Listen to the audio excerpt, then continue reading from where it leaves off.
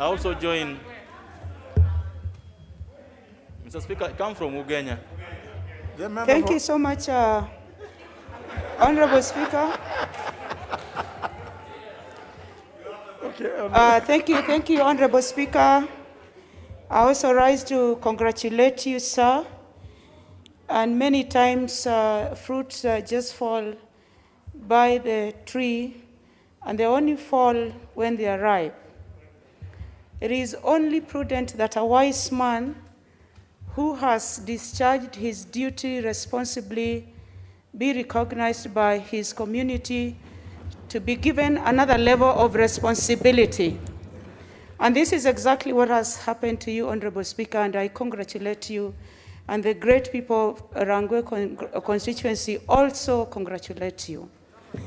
And having said that, Honorable Speaker, sir, there was a matter that was raised here in the manner of addressing that members need to observe. But it is also getting worrisome, and it is prudent that in your wisdom that your community and the larger Kenya has seen as you discharge your responsibility, that you kind of spew this wisdom on members who have juvenile tendencies. Because as it were among us here, Honorable Speaker, sir, there are members who forget that all of us who are in this National Assembly for one reason or another are representing an electoral college. There are members who do not have respect for colleagues, and I think I need to bring your attention to this, especially what is happening. What makes me stand and talk in this National Assembly is Rangwe constituency and the great people. But it is important that it is brought to Hansard that if you do not address and bring to conclusion matter of disrespect among colleagues, then it is going to escalate into something nasty, which is not good for this House. And I'm saying this without fear of contradiction, that if you do not arrest, because I have looked at it responsibly and as an academic, if you do not address the matter of Gladys Wanga spewing a lot of insults at me in my constituency that are political, then it is going to degrade into something else that is not going to be very pleasant for this House. So I seek your indulgence on this matter, Honorable Speaker, that investigations be done accordingly and it be addressed responsibly. I congratulate you once more, Honorable Speaker, and thank you for your new role, sir. Thank you very much. Now, honourable members, Honorable Kanini Kega. But honourable members, even as the Honourable Kanini Kega, Chair of Budget Appraisal Committee speaks, I've always said it, honourable members, I have advised in the past that in fairness, let us respect one another. You know that I'm always hesitant, even when I'm invited by other groups to visit any part of this country without the knowledge of the area member of parliament. It's just a matter of courtesy. If you visit, the Honorable Kanini Kega's constituency in his absence, also, you may have been invited by whoever it may be, but it's only fair that because you sit here in this house with the Honorable Kanini Kega, when you're there, you try to project an image of collegiality. I think it's only fair that that happens. I'm not saying that with respect to the issue that the Honorable Lilian Gogo has raised, but I think generally it is important that when you visit your colleague's constituency, particularly in their absence, it's only fair that you avoid or refrain as much as possible from projecting your colleague in the negative. I think it's not right, and it's just a matter of courtesy. Honorable Kanini Kega.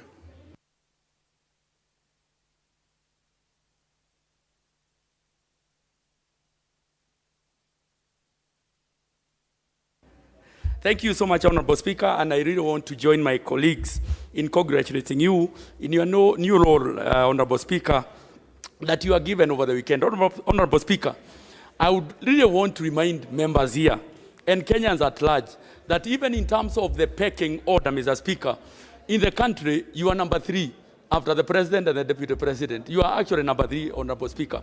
So the new role that you have been given is another feather that has been given to you. Honorable Speaker, for those who come from Mount Kenya, we know the importance of that position. And you know that you are up to the task. There are so many of us who are either envious of that installation, but were at the same time the others who are jealous about the position. But what God has blessed, no man can curse. So, Mr. Speaker, proceed, and we are behind you and we will support you.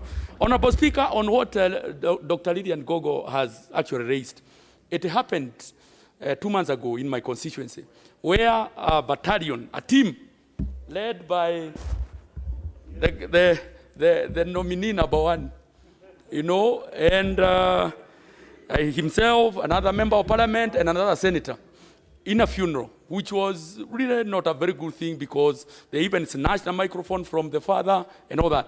But the good thing, Mr. Speaker, when I asked my good friend, Honorable Swankok, what he did, he actually apologized and he said it will never happen again. I really want to ask the other members that what you have said and how you have guided, Mr. Speaker, we are colleagues, and let's remain colleagues. If you are coming to my constituency, kindly do be courteous and tell me that you'll be coming to the constituency. And or even come, Mr. Speaker, but don't abuse your fellow colleagues. Thanks, Mr. Speaker, and we are very much behind you, Mr. Speaker.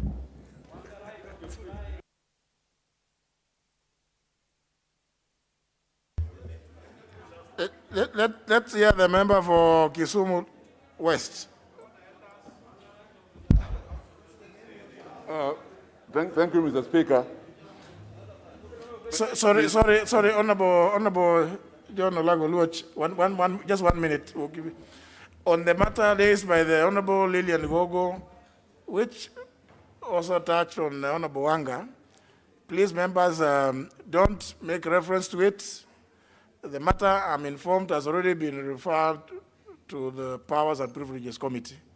So let's allow the committee to do the matter. You've already reported, Honorable Wanga. I've been informed that you made a report, and no, there's no point of canvassing it here now, because if you do so, then there will be no need of us. No. You know, it's not going to be helpful. It's not going to be helpful, and because Honorable Wanga, I have been informed. I have been informed that actually you've already reported the matter. So yeah. So let's deal with it that way. Honorable Olago-Luoch.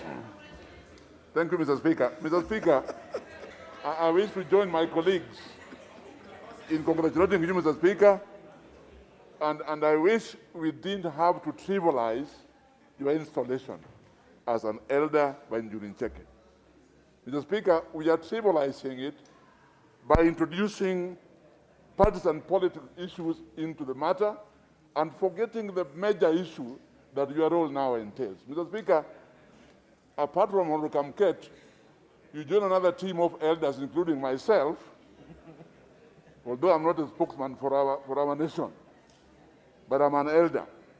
Mr. Speaker, in this new role, your responsibility will now help us as a nation to talk in one voice, even if we have our own differences. And I wish to ask for God's blessing, Mr. Speaker, that in that new role, which is a demonstration of the way you have led this House so far, is a manifestation of your capacity to lead Mount Kenya, to join other Kenyans as one nation.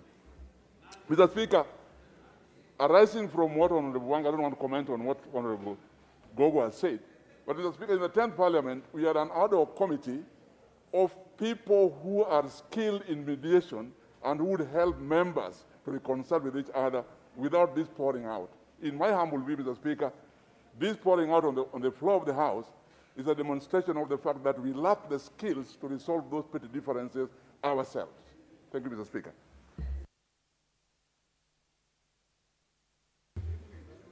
Yeah, I wish we could all be as brief as the Honorable Olagwa Luoch. Member for Gilgil. Thank you, Mr. Speaker.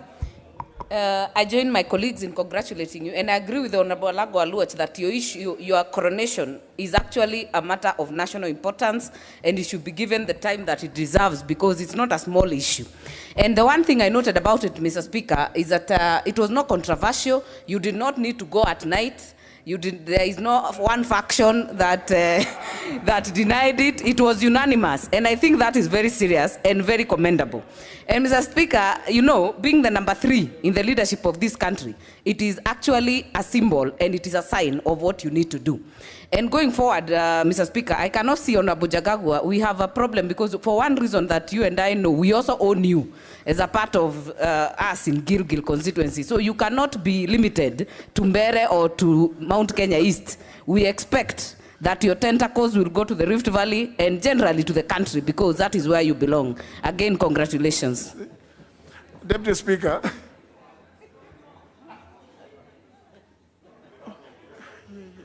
Oh, gosh. I thank you, Mr. Speaker. And of course, I rise to congratulate you in your new role. In fact, Mr. Speaker, I can see you taking this role very quickly because even seeing, and you have ruled very correctly that we should not refer to any other issue other than this, even the issue between Honorable Dr. Gogo and the women representative for Homa Bay. I think it is coming to you more in terms of your new role even than you are being a speaker, because it's bringing people together, even bringing colleagues together. So, Mr. Speaker, having known you for a very long time, I know that is, in fact, something that is belated. It should have come a little earlier.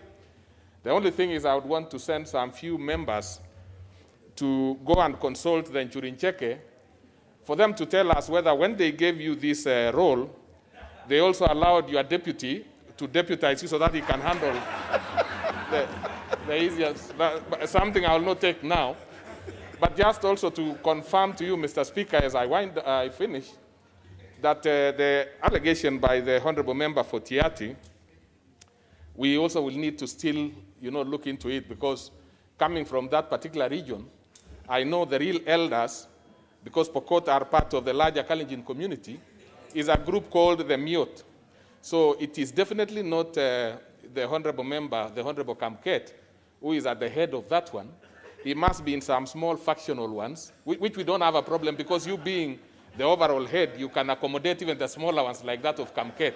But if you want to deal with the real Rift Valley one, it is the Miot, Council of Elders, led by the retired Major Sei and others. Thank you, Mr. Speaker, and congratulations once again. Sorry, we took away the mic from Honorable Chieng. Please. Thank you so Kaluma, shut up. Thank you so much, Honorable Speaker. Honorable Speaker, in a deeply divided country, in a country where no one knows whether you're going forward or backwards, it is so refreshing to know that one of us, because you're a member of this parliament, has been bestowed a very high honor in one very important region of this country. So, Speaker, on a weekend where it was discovered there's a cabal of civil servants that want to rock the handshake, so, Speaker, the job you've been given isn't light. And so, as we congratulate you, we need you to know that you need to start running immediately. I don't know whether you're going to give Honorable Cheboy now the reins for the remaining term, but the work that you need to do with that position now is enormous. And we hope that Parliament can vote some resources to enable you to do that job so that you are able to unite this country. Because, Mr. Speaker, we are dealing with a situation where no one knows who the head of Jubilee Party is, who the head of ODM is, who the head of which faction is. We are dealing with a situation where, Mr. Speaker, you need to unite these forces that are fighting And we hope that you can use that position and you are in position to ensure that this country. Mr. Speaker, Mr. Speaker, on a more serious note, I wanted to just raise an issue of national importance, Mr. Speaker. It's a question I raised on this floor early June last year. Mr. Speaker, yesterday I was listening to news, and I heard the Minister for Interior. He spoke in Lingua, he spoke in Kisi, but I got a statement saying he was saying that they will push some reforms in this country, and whether people go to court or not, even if they're given beds to sleep in court, they will not obey court orders. He said that is the where he was in Kisi. Mr. Speaker, the issue I raised last year, Mr. Speaker, early June, and the answer has not been brought back to this House, is whether the government has a choice to respect court orders or not. Mr. Speaker, this House, and indeed all organs of government, can never act in vain. When this House pronounces itself on a matter, it's like a high court. It must be respected. When the judiciary acts, it can't act in vain, Mr. Speaker. And so the issue I raised last year, early June, was about 6 particular judgments that have been issued by the courts, but that had not been respected, Mr. Speaker. To date, no answer has been brought to this assembly on the floor by the committee concerned. I was sent a copy of the answer. I was not even asked to go to the committee to ask the question that I asked to the persons concerned, the AG and the rest, Mr. Speaker. And this goes on because this House has not put its feet down in as far as ensuring that, one, our own orders and resolutions are respected, and number two, that the orders given by the courts are respected by the government. And that's why this is not the first time Matiang'i has spoken about not being able to respect court orders. Mr. Speaker, this is the minister who some time back, lectured members of parliament when asked why Bigunda could not come back. So, Mr. Speaker, it's important that this House is able to put its feet on and tell the ministers that there are things they cannot say out there, however powerful they are. Mr. Speaker, as I finish, could I then request the committee concerned to bring to this House the response to the question I asked on the 3rd of June last year? Mr. Speaker, I thank you. The Committee of Legal and Justice Affairs, Mr. Speaker. But if you asked it in June last year, and there's no response, and now we're in 2021, it means that it lapsed. Perhaps you may need Honorable Chieng, you may need to revive it. Mr. Speaker, I stand guided. Formally, so that at least, because see now, if it was a question or a request for a statement, yes, it lapsed with the last session. So perhaps you could just take advantage of the period we have so that you can revive it. I stand guided, Mr. Speaker. Thank you so much. Yes. Thank you. Member for Kikuyu. Thank you, Honorable Speaker. I hope you said member for Kikuyu, not Kikuyus, because the Kikuyus, Mr. Speaker, that I represent the people of Kikuyu constituency that is very cosmopolitan. And I know it could be a slip of the tongue to mention Kikuyus. But let me also join the rest of the House members, Honorable Speaker, to congratulate you on the role bestowed on you in the Njurincheke Shrine in Meru. And Honorable Speaker, as the Honorable Member for Rangwe has mentioned, Honorable Speaker, is only honorable for us as members of Parliament to be honorable to ourselves and to fellow members, including yourself, Honorable Speaker. And you will appreciate that the many members, including the Honorable Millie Odhiambo, who have congratulated you this afternoon, are not congratulating you because you have been named as a spokesman of a region. They are congratulating you because they respect you as Speaker and as a member of this House. Honorable Speaker, and they also respect you as an elder statesman in this country, Honorable Speaker, because holding the position you hold today as Speaker of the National Assembly, Mr. Speaker, is not mean feat. And therefore, I was rather shocked, Honorable Speaker, when immediately after your bestowment as a spokesman, when I heard about it, I never knew about it before, Honorable Speaker. And because I have no ill faith against anybody and any member of this House, Honorable Speaker, I appreciated that the people of Meru and the elders in Meru have seen something in you and decided to bestow you. And I know a week before, the elders from Embu had done the same. And I pray that the elders from the larger Mount Kenya region, the Kiama, will also do the same to you, Honorable Speaker, and we'll appreciate. Honorable Speaker, the only thing I would ask of all of us is to respect each other.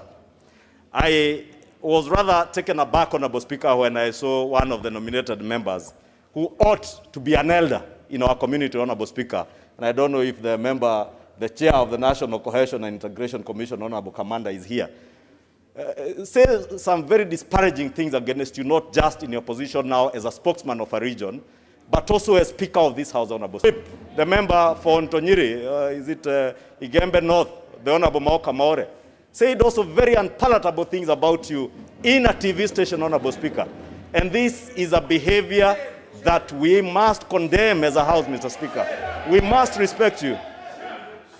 Honorable Speaker, I am saying we must respect you as first, as our leader in this House.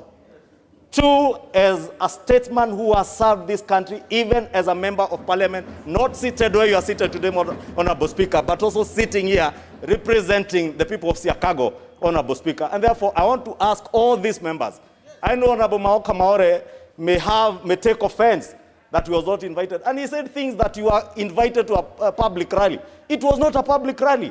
I know in our community, in the Meru community, in the Ayembu community, in the Ageko community, our Kiamas, our council of elders are not political affairs, Honorable Speaker. And therefore, nobody should say that you are invited to address a political rally in Meru.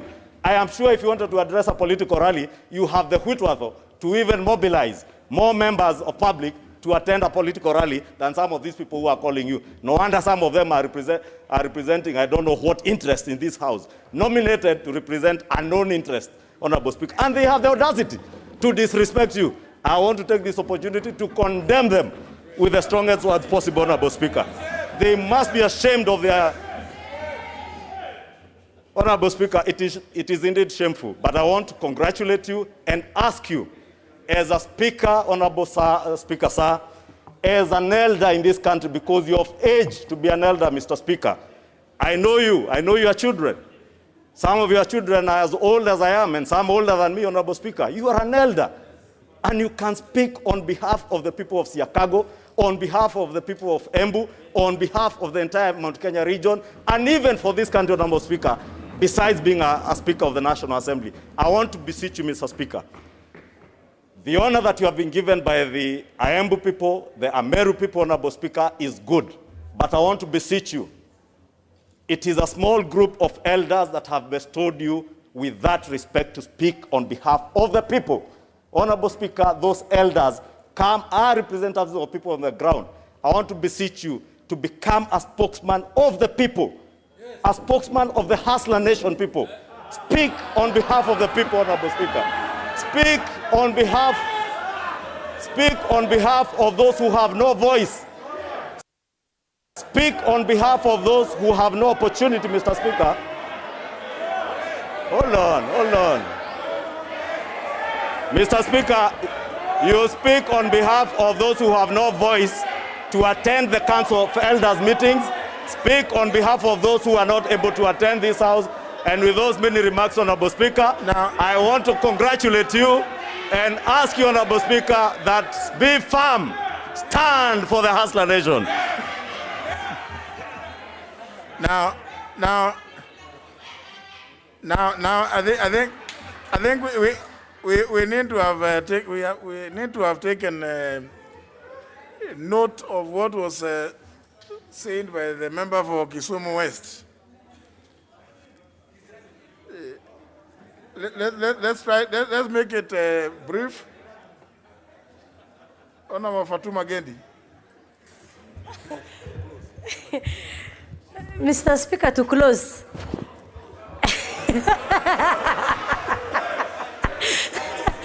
I want to, so that we move from the politics, Mr. Speaker, to the reality. I want to join my colleagues in congratulating you, because you deserve that role, Mr. Speaker. As a first-timer, I've learned a lot from you. Humility, you're a humble person. You are indeed a judge. When we have Tanga in Kieleweke, you have been firm and you have been fair to us. And that is the leadership we want. And Mr. Speaker, I have no doubts that you are the one person that will going to unite this country. And Mr. Speaker, going forward, I want to urge my colleagues, let's not politicize and insult each other. We need each other, and that is what you've taught us. If indeed we are good students, we shall learn from you. The humility and the way you've been carrying your role as a speaker in this house, uniting members of parliament. Mr. Speaker, once again, I want to congratulate you from the bottom of my heart. And again, yesterday being the International Women's Day, Mr. Speaker, as women of this country, and you now coming from Mount Kenya, we want also you to hold one of our own and put her in that table. And none other than Her Excellency Governor Anne Waiguru. That is the leader we have as women. And thank you, Mr. Speaker. And take her to the enduring jackets, Mr. Speaker, for... Well, Honorable Wanga, but honorable members, surely, we need to go to do business now. Speaker, Honorable Speaker, this is very important business. Congratulating you, Honorable Speaker, is very, very important business for the House. So, Honorable Speaker, because of your leadership that you have provided us, Honorable Speaker, you had a very, very difficult parliament in the last parliament. And that was where it was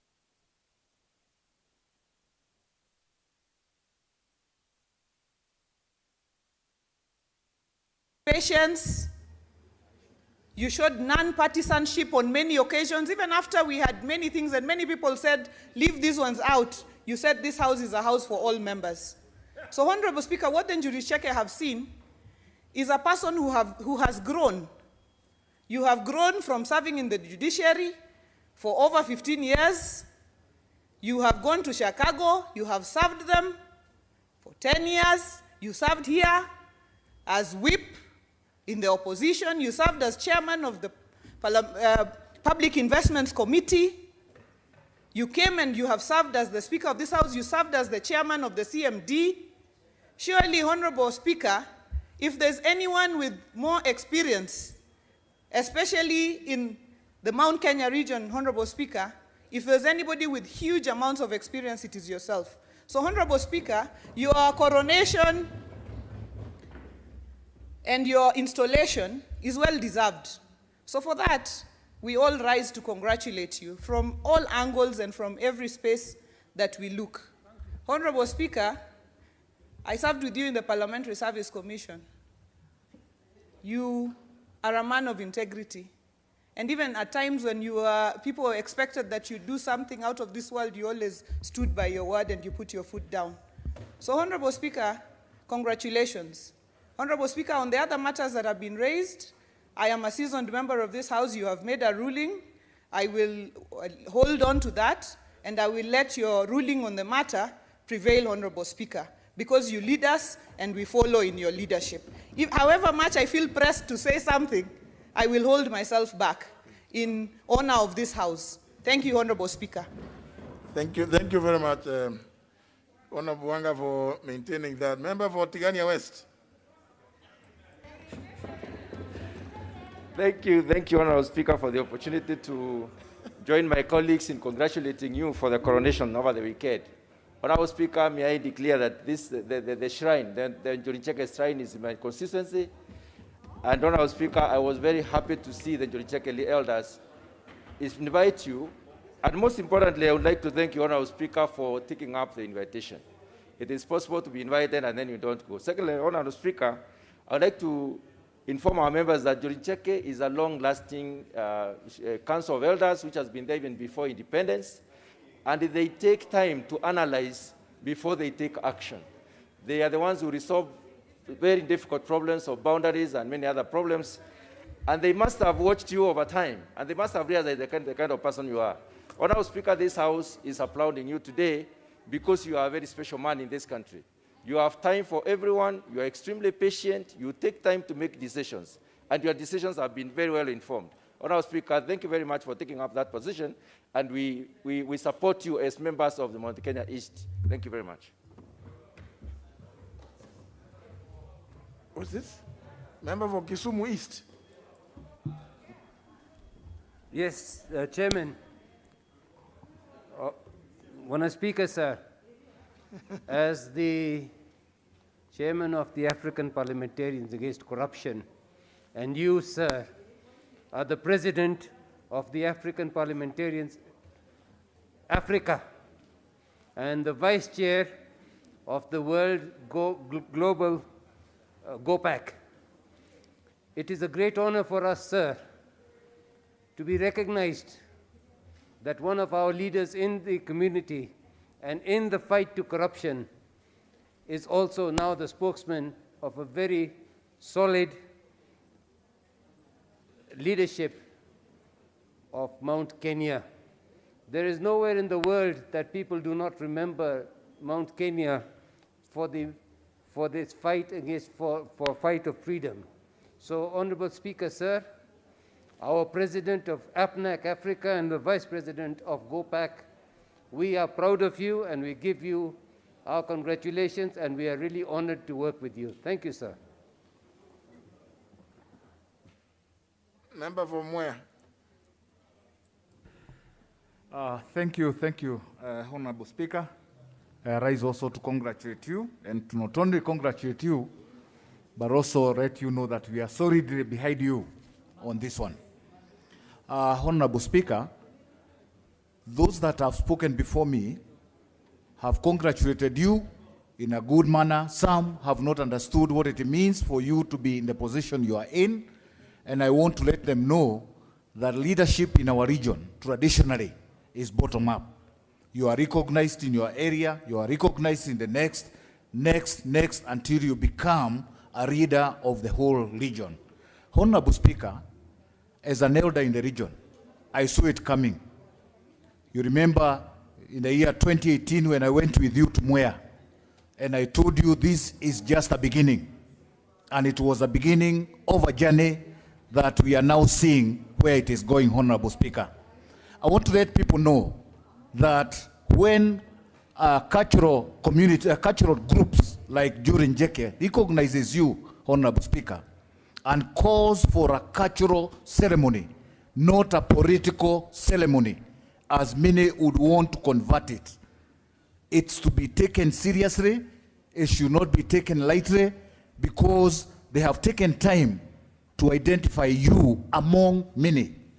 And when I listen to others who want to now think that you have been coronated to represent their interests, Honorable Speaker, I can only tell them that that is not the case. This is a serious issue. It's heading to a very serious situation where you will be a representative of a region, Honorable Speaker. And for those that they could invade the region without passing through some of our leaders like you, it's a high time they start learning the signs that the region is now getting together. The region is now starting to be itself, and it's only fair for them to start preparing now. We are ready to talk to anyone. We are ready to discuss, but they should not politicize this particular issue. We know, Mr. Speaker, that we have the president, the party leader of Jubilee, who is the head of our region, and the party leader did say that slowly we will identify that person whom we work with, because in a family, a wise man of a family will always have a young one. And I dare say, Mr. Speaker, in our language in Kikuyu, we say, kiugo gitare jau. That means if there are no young ones, then that community perishes. We are seeing where we are heading. Let us not politicize it, Mr. Speaker. On the issue of respect to one another, I think it's a high time this House walks the talk. Mr. Speaker, we are now starting to see people who are going to other people's areas, constituencies, for example, and they hurl a lot of insults, Mr. Speaker. Such people, when we then come here and we are expected to sit, talk, and eat together, Mr. Speaker, I don't think it's fair. I say this because I know I have visitors coming to my constituency on Sunday, I went on air and said I welcome them. I'll be with them in church. But because they did not expect it, Mr. Speaker, they have now started converting that to mean that I'll be coming to bring conflict in church. Very unfortunate. And some of them are in this house right now. They were in air trying to attempt to say that an old man like myself can organize a gun. Shame unto them. Shame unto them. I'm an elder, Honorable Speaker, who cannot be drifted or dragged into such things. People are welcome. When I'm there, I'll be there as an elder. I'll be there as the MP from where? Representing 237,000 people. And when they start thinking that I can organize goons to now fight against them, too much, too unfortunate. Mr. Speaker, please read us. Let people talk, walk the talk. When you are in media, when you are out there, be yourself. You are elected to represent people out there, and they are hearing. Like now I know there are many people who are watching us, and they are listening to us. And they are listening to people when we are saying that you are there, you'll be representing so and so. This is not the case, Mr. Speaker. And so, Mr. Speaker, I congratulate you. We are behind you. We will be with you to the end. And we call upon those that are doubting to join us as we move this journey, as we walk this journey. Thank you, Mr. Speaker, and God bless you, and bless you abundantly. Thank you. Member von Liwa. Mr. Speaker, the people of Ndewa salute you. It is not easy to be picked by elders. Mr. Speaker, you didn't come on a silver platter. You earned it. Before I joined this house, Mr. Speaker, I used to watch you. You survived all the sprinkling of water from Honorable Wanga to the Frimbi movement of Opio Wandai, and I could see how you handle it. So you have earned the respect, you have endured, and I think what is the most important thing with you is that your power is based on humility. And by that, you will go very far. Mr. Speaker, I don't have much but to congratulate you and say, may God bless you and your future be green as it is. Thank you. Majority Whip. Thank you, Honorable Speaker. Honorable Speaker, it would have been very unfortunate that you don't get congratulations from the Mlembe Nation. Honorable Speaker, on the onset, and on behalf of the great nation of the Mlembes, I want to congratulate you for your staunch coronation as the Njurinjega elder.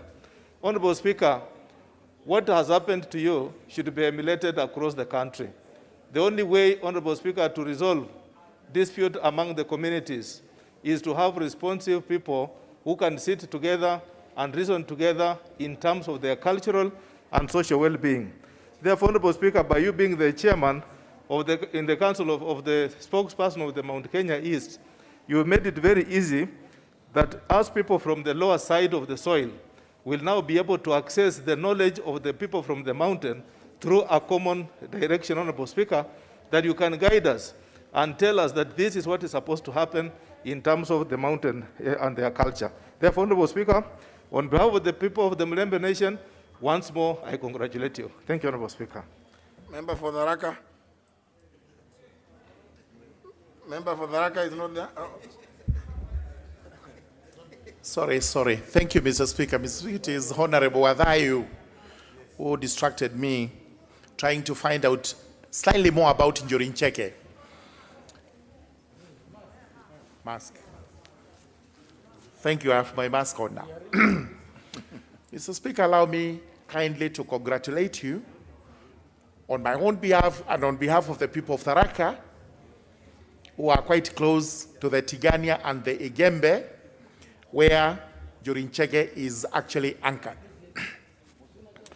So, Speaker, Njurincheke is a revered institution, and I speak from being a member of that organization itself because I was initiated into it. I was not coronated. You were coronated. I was too junior possibly to be coronated, but I hope one day I will be. coronated so that I can also step into your shoes when that time comes. Now, what we wish to tell you, Honorable Speaker, is that you now hold a revered position, a position which begins with Mount Kenya East, comes to the entire Mount Kenya region, and by extension, it goes to the entire country.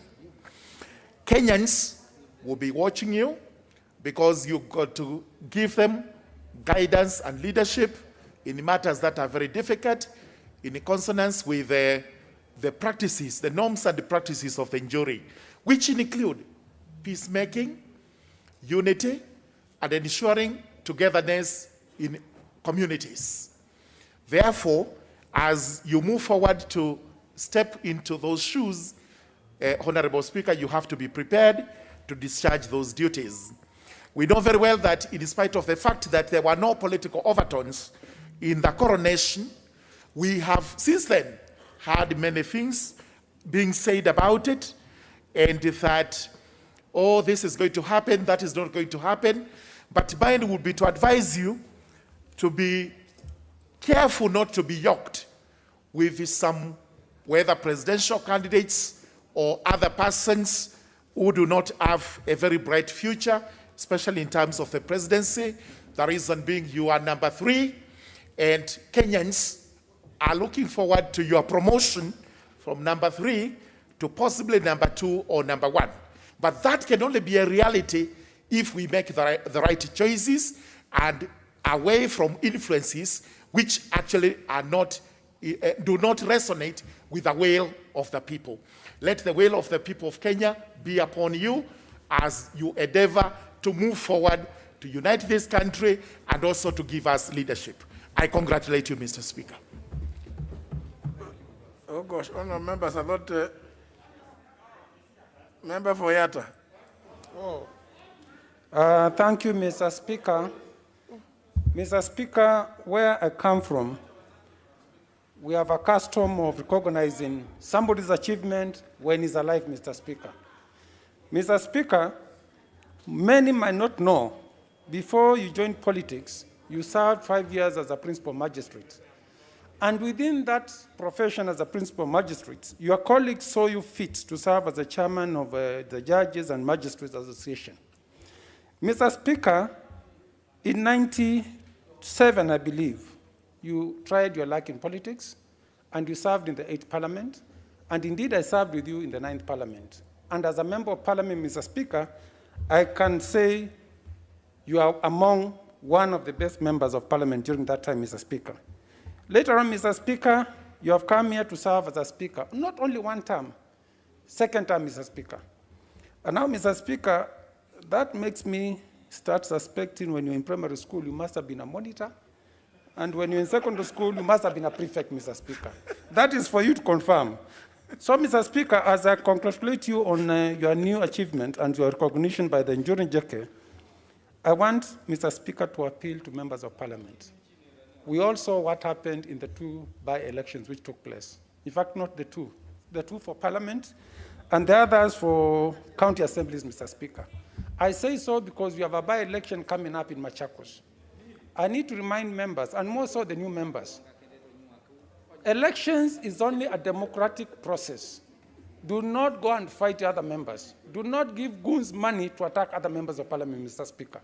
I saw a member of Parliament here who belongs to, they say, the Tangatanga side, Mr. Speaker. That young member of Parliament was almost killed, Mr. Speaker. I might not belong to that side, Mr. Speaker, but, Mr. Speaker, it has been done by other members of Parliament, Mr. Speaker. And if members don't know, friendly fire kills, Mr. Speaker. They need to be advised. As you come to Machakos, we believe in fair, we believe in democracy. We believe if you want to come to Machakos, please come. But do not come with money to incite young men to beat up other youth or to attack other leaders, Mr. Speaker. With those few remarks, Mr. Speaker, congratulations. Honourable Mbarire. Thank you, Mr. Speaker. Mr. Speaker, I must say that as a person coming from Embu County, I'm extremely delighted this afternoon listening to members from across political divides, from across the country, giving accolades to your coronation during the weekend, Mr. Speaker.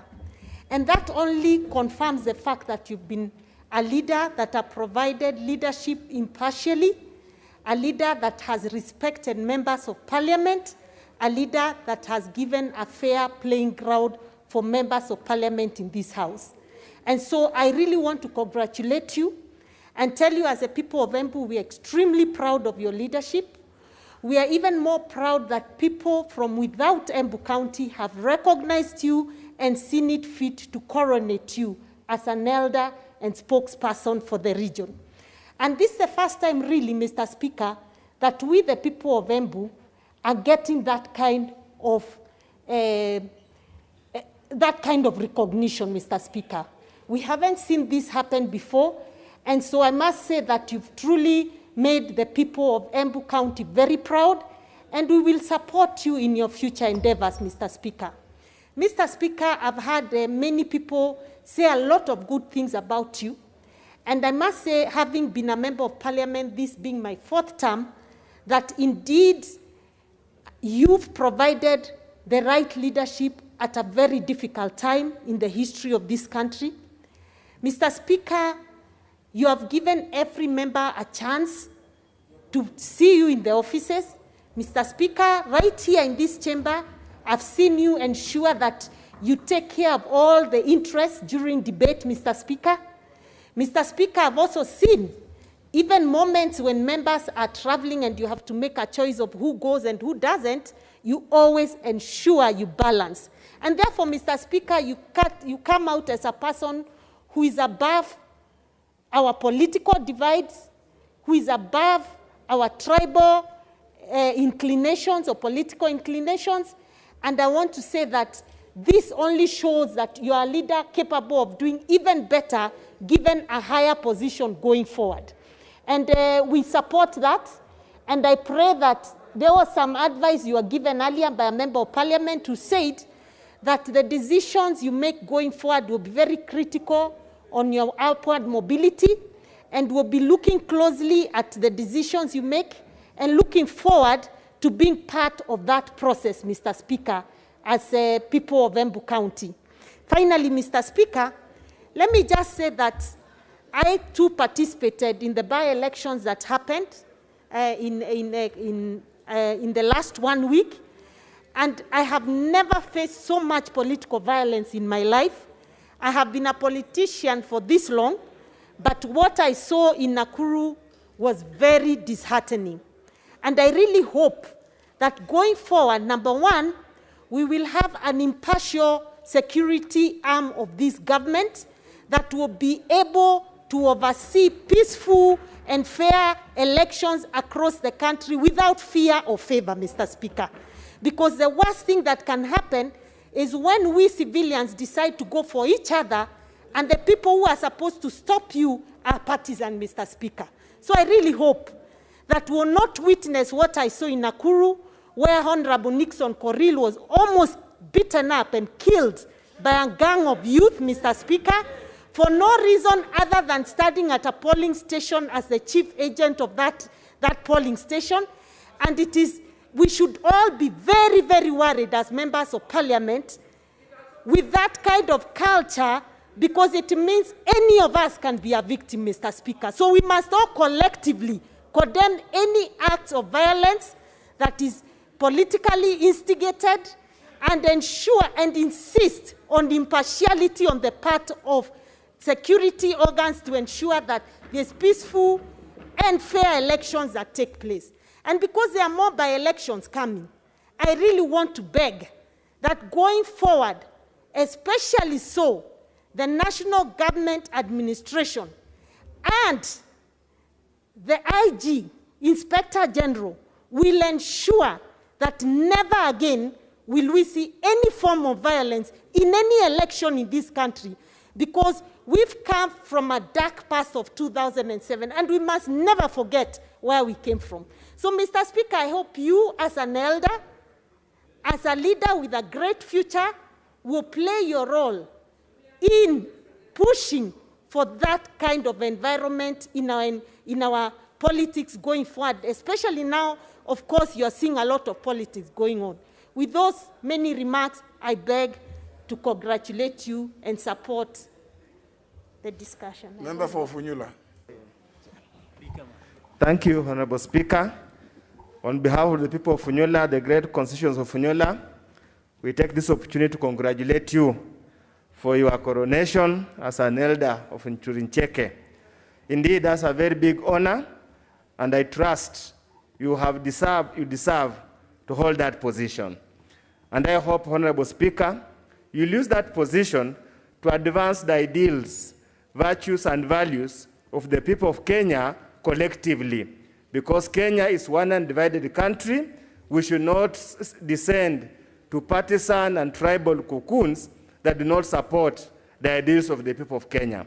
I hope and pray, Honorable Speaker, that will be a voice of reason, a bridge to unity, a bridge to prosperity, and a bridge to an indivisible Kenya. Honorable Speaker, there have been many people who have been appointed to the so-called councils of elders, and they simply turn out to become elders of hire. Indeed, now, Honorable Speaker, in this new political dispensation, one of the most lucrative business is to become an elder of hire. Today, you are hired to go and coronate this one. Tomorrow, you are hired to go and endorse this one. The other day, you are hired to go endorse this one. At that rate, Honorable Speaker, you embarrass and bring disrepute to the hosted position of a council of elder. I pray and hope you will make us proud, and those of us who are joining politics and probably who aspire to rise to such big positions, we look upon you as a role model, and so that we do not feel embarrassed wherever you go. Honorable Speaker, you served us well in this House, and you will continue serving us. In your long history, Honorable Speaker, we wish, as you go, you also continue to mentor others.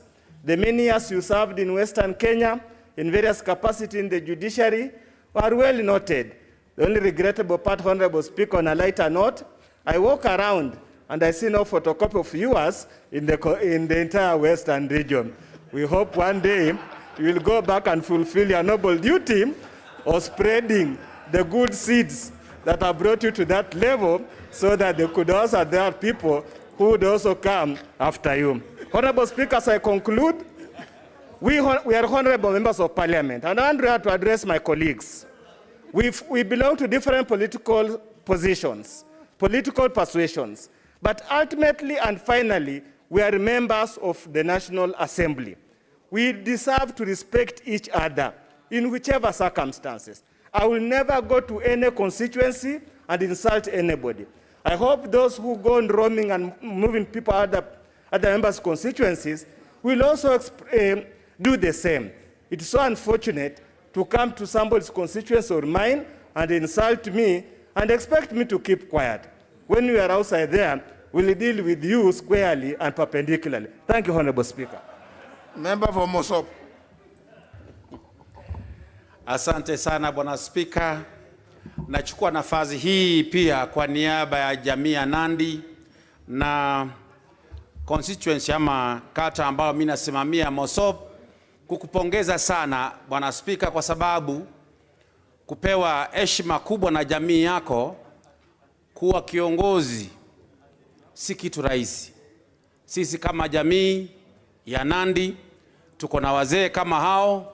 Hivi majuzi mliona kwamba tulipeana pia nafasi kwa viongozi wengine kubarikiwa, na mimi nakwambia kwamba jamii yetu pia itakuunga mkono, kwa sababu wewe ndiye baadhi ya wale wazee ambao tunasema mwajamila ni mtumwa, kwa sababu ya mila zetu na taratibu zetu kama jamii, na jamii ambao unatoka wewe mwenyewe wameona kwamba unafaa.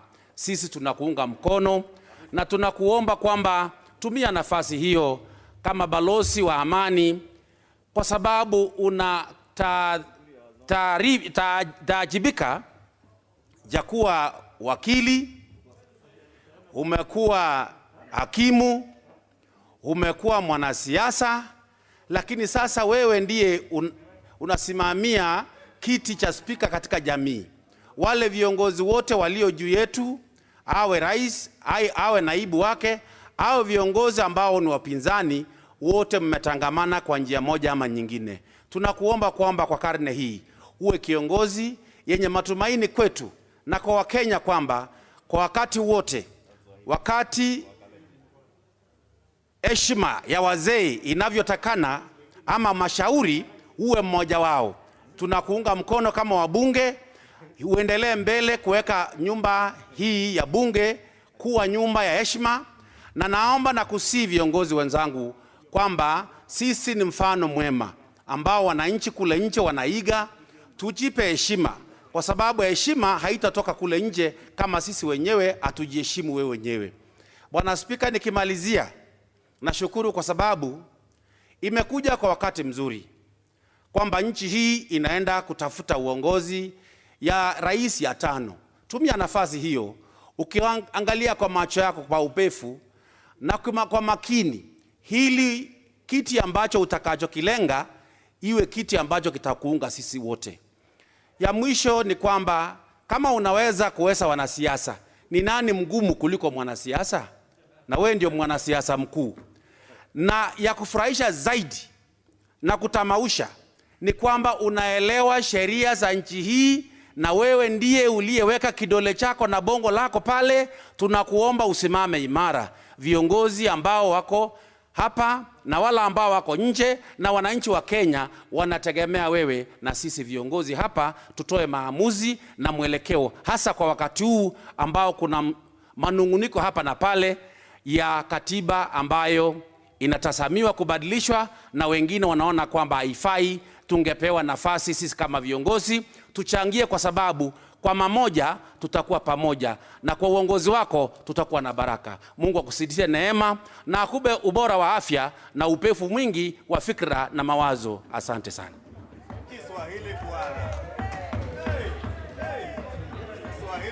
Member for Shinyalu. Bwana Spika, japo kwamba wengi wamekutolea kongole katika lugha ya Kiingereza, na mimi ningependa vile vile kuongeza pale sauti yangu nikisema kwamba nakupa pongezi kwa niaba ya watu wangu wa Shinyalu, na kongole pia kwa sababu wewe kutunukiwa nafasi hiyo ambayo ni muhimu katika jamii zetu. Na swala la mno ni kwamba wewe mwenyewe kama vile unatukalia hapa kama kinara, unafanya kazi yako sawa sawa. Wewe una maingiliano mazuri na wajumbe hawa, na mimi kama mjumbe ambaye nimekuweka hapa awali pia nimeona spika wengi katika ukikalia mahali ulipo, lakini kwa sasa wewe ndio mufti na bora zaidi, kwa sababu umeweza kutoa ule ubabe pale. Kuna wale wengine wanakaa pale na ubabe, lakini wewe umekuwa ni mtu mvumilivu, mtu mzuri, maingiliano mazuri na wabunge, na pia tunakaa mahali pamoja na tunakula pamoja na tunazungumza pamoja. Na hiyo ndio swala ambalo nataka kuambia kwamba huo ndio uongozi. Na swala hilo ndilo ambalo limekupa kipaumbele, watu wale wa kwenu wakakuona kwamba wewe watosha. Na mimi najua kwamba hata sisi katika mkoa wa Magharibi tunakutambua. Umefanya kazi mahala kwingi katika ule uitifaki wako wa kutarazaki katika masuala ya kisheria. Tumekuona kule kwetu umefanya kazi nzuri.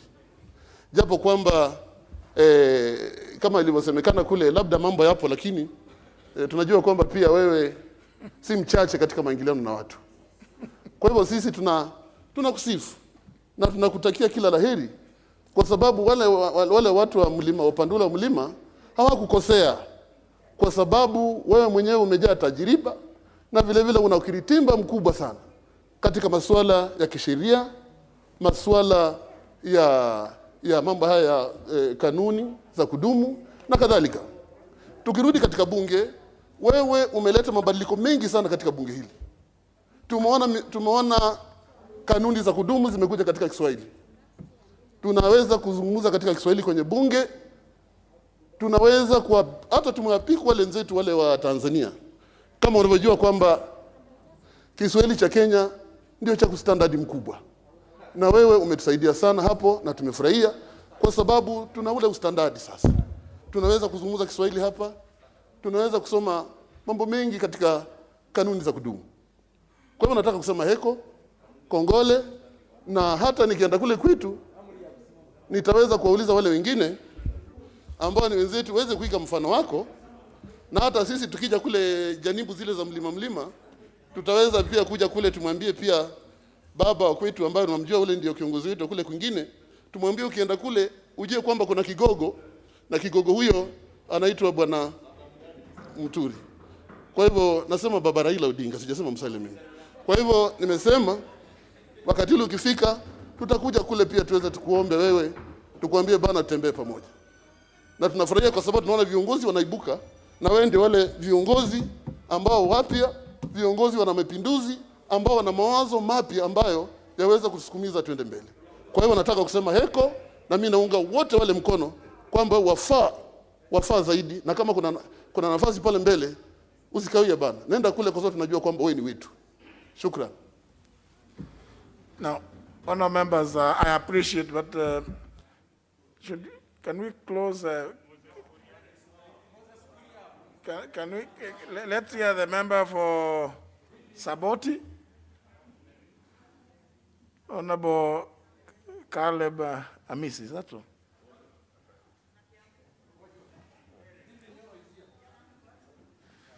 Can we take then not, 1 minute, thank you. so that we can? Yeah. Thank you, Mr. Speaker, for this opportunity. I equally join my colleagues in expressing my profound praise for your recent coronation. On my behalf, on the behalf of the people of Saboti, and indeed on behalf of the young people of this country that we represent here. I think nobody has represented the young people. I also stand to praise you on behalf of the young people of this country for a successful event. Mr. Speaker, the event of coronation of Njuri Njeke is very peculiar. In fact, when I was observing it, I tend to think that this country is not mature for democracy. Because you look at such events could have given us better leaders than the democracy we suffocate this country to. And indeed, it is actually the democracy that has fires up tribalism. If events like this could be used to produce leaders, to sit at the helm of this country, I think it will be a very peaceful country. Because you compare the events of the Njuri Njeke, Mr. Speaker, you will not see chaos, you will not see violence. There is no even police present, no 2 million was stolen, no IBC clerk was chased away. The event was so peaceful. There was no cacophony of tribalism. There was absolutely nobody was arrested, no tear gas. And you can see the people's representatives are all in praise. There is no petition against you. So these are some of the events that actually can be used to give us leaders, instead of taking this country into democratic process. And the democracy has not always provided the best leaders. Good leaders like you, if subjected to democracy, you don't make it. So these are some of the events that we should maybe going forward. I don't think our country was mature for democracy. These are events that should be used to give us leaders in the meantime as we slowly mature democratically. Thank you, Mr. Speaker. Member for Mbeere South. Thank you, Mr. Speaker. Let me add my voice also to congratulate you for your recognition by the Council of Elders of Njuri Njeke at Njiru.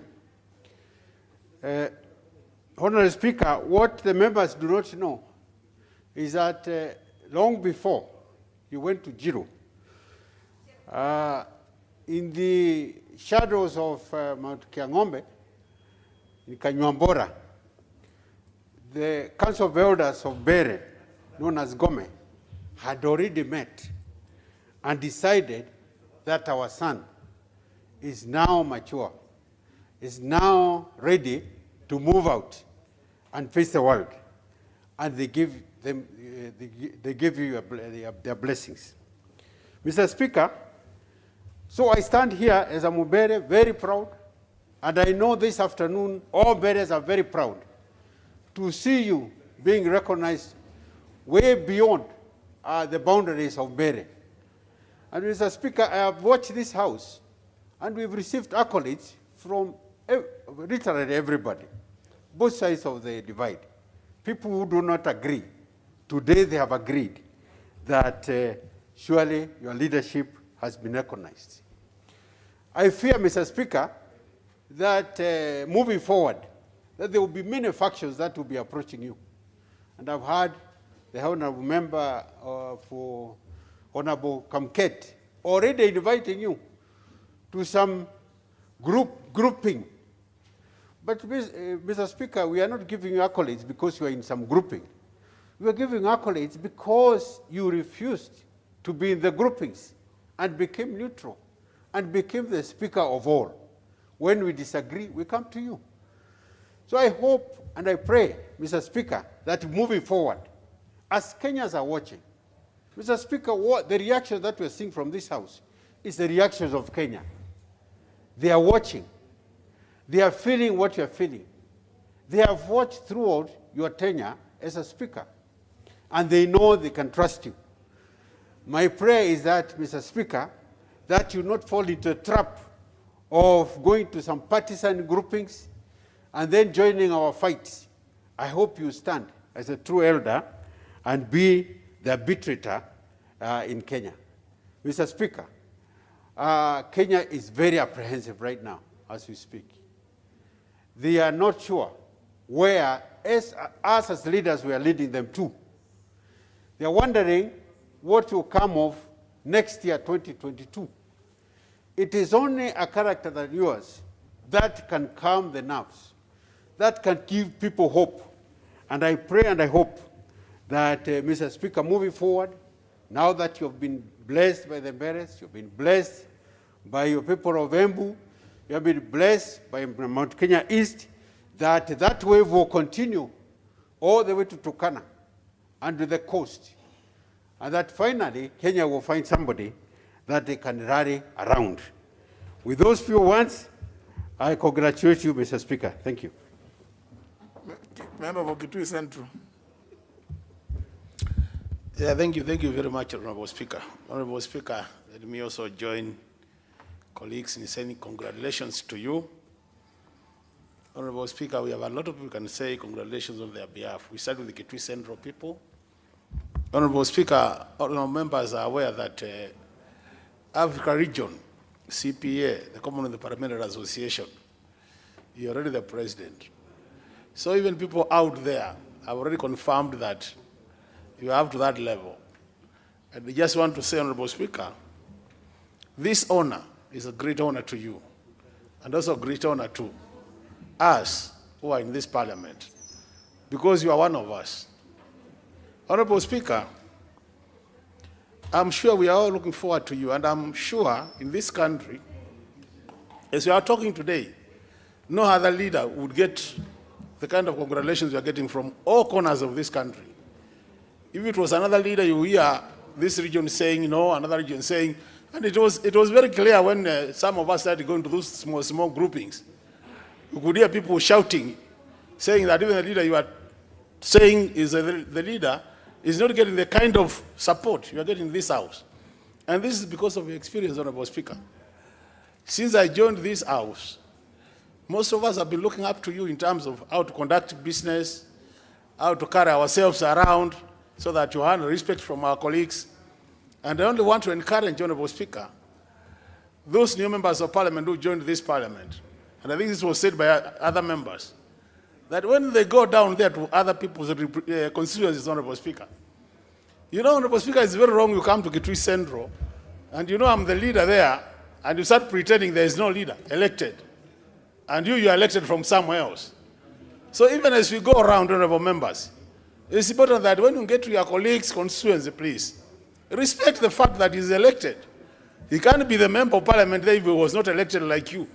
But not the problem, Honorable Speaker. Some of these honorable members come to your constituency and they want to behave as if you never went through the process of being voted for. So, Honorable Speaker, I really want to say congratulations to you. And I know you, And I wish you well, and I'm sure us who are in the family of CPA, we are wishing you well. And look forward to one day, that being the president of Africa, CPA Executive Committee, you'll be the president of Kenya. Thank you very much. Oh gosh. A minute, please. I'm looking at the interventions, and there are so many members. I think member for Bomachoke Borabu. The one that appears on top. Thank you, Honorable Speaker, for giving me this chance also to join my colleagues. Congratulate you for getting that high. I want to say, Honorable Speaker, that it takes many factors for someone to be identified as a leader in every aspect of his life. I want to begin by congratulating the elders who gave you, who installed you into the new position. I want to say, Mr. Speaker, that if I had also the opportunity to be in that team, I would have also put my weight behind you. Having been in this House for more than 3 years now, Mr. Speaker, I want to confidently say that you deserve that new role. Mr. Speaker, it takes a lot of courage here to be able to mix this kind of House, to produce a new product, either in a form of a legislation or reaching a consensus for that matter. I want to believe that the elders have made a new mark in your life. I want to believe that they have given you a new blessing in your life. I want to believe that I've listened to this House and their voices also point to that direction. So, Speaker, I want to congratulate you and pray that God can give you the vision that this country needs through your guidance. That you continue to serve this country diligently, without discrimination, without fear or favor. May God bless you. Thank you, Mr. Speaker. And on behalf of people of Bomachoke Borabu, I want to assume that a new chapter will shine in your life. May God bless you. Thank you. Member for Nandi. Honorable Speaker, I want to join the other members in congratulating you. I want to say the following. You are neutral and candid in your leadership. You are full of wisdom. You are charismatic. You are a father figure. And you are a voice of reason. May God bless you. May God use you in your new leadership. May He open doors where no man can shut in Jesus' name. Member for Kiharu.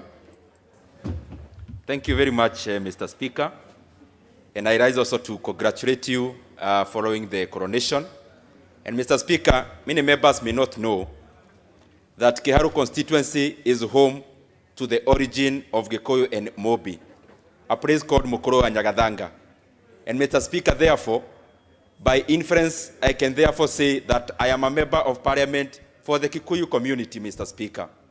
And having said that, Mr. Speaker, I congratulate you following the coronation. And Mr. Speaker, even in the pecking orders in this country, currently you are number 3. From Mr. President to the Deputy President, and Mr. Speaker, the other most powerful person in terms of the pecking order is none other than Honorable J.B. Muturi. And therefore, Mr. Speaker, what the elders did, Mr. Speaker, is very commendable. Mr. Speaker, you are very astute, and I can say that as a young politician and as a young person, I actually look up to you, Mr. Speaker. I have studied your history, I have seen the journey you've traveled, and Mr. Speaker, it is enviable. Mr. Speaker, I may not be the right person to advise you, but I have to say that humanity, and even us as politicians, we are progressive, Mr. Speaker. We are not static.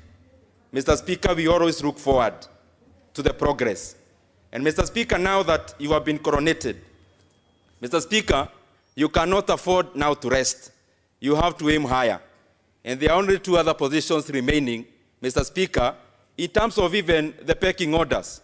And therefore, Mr. Speaker, now that you are the spokesperson of the entire region, and Mr. Speaker, now you are the Speaker of the National Assembly, you can only go higher to either the Deputy President or the President himself. And having studied your history, Mr. Speaker, I can tell that you've come from very far. You've come from very far and risen to the position that you occupy. And Mr. Speaker, I am sure you know the hassles of the ordinary Kenyans, and you understand the problems of the ordinary Kenyans, Mr. Speaker. And therefore, Mr. Speaker, I am sure even as you look around, and even when you go to Embu over the weekend, Mr. Speaker, I am sure you can tell where the region and the country is facing. And therefore, Mr. Speaker, my advice also as a politician, albeit young, is that follow the people, join where they are, and I can see you that you have the abilities and you have what it takes to be even the Deputy President of Kenya from 2022, and of course when you follow where the people are. And I am sure, without clarifying, because you go to Ebu more often than not, I am sure you already know where the people of the region are. Mr. Speaker, also, I have to say that this was a wake-up call to all of us, that this country, the way the fabric of our nation is, that we are now running away from the politics of big names, because, Mr. Speaker, having studied even your family, I am sure you are the only person, or you are the first person to rise to the position that you occupy. And therefore, Mr. Speaker, I know for sure that you are not resting where you are looking forward, and we are with you, and I congratulate you, Mr. Speaker. But the point I had, Mr. Speaker, is that this country, because we are moving away from big names and big families, Mr. Speaker, and now going to meritocracy. When you look and evaluate the merit of the leaders we have and the caliber of leaders we have in this country, Mr. Speaker, when you evaluate them on the basis of merit, Mr. Speaker, I am sure you are ahead of the pack. And I want to also request, because in our region, Mr. Speaker, and we have to say plainly that we now have an outgoing president from our region. And Mr. Speaker, I am sure our president, as he moves to other phase of his life, Mr. Speaker, we also need a person of your caliber, a person evaluated on the basis of merit, and a person who actually understands the problems and the issues of our region. And Mr. Speaker, looking around in terms of merit, putting you on the scale comparatively with all the other people who are looking to the kind of position that you occupy, Mr. Speaker, there is no one who can even come close to where you are. As my mentor, as our speaker, and as our leader, I am proud of you. Congratulations, Mr. Speaker, J.B. Muturi, the spokesperson of the Mount Kenya region.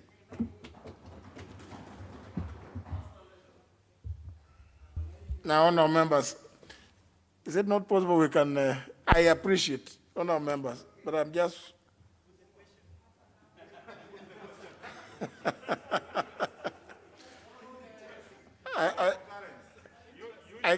I can see there are quite a, you know, we still have a lot of other requests, but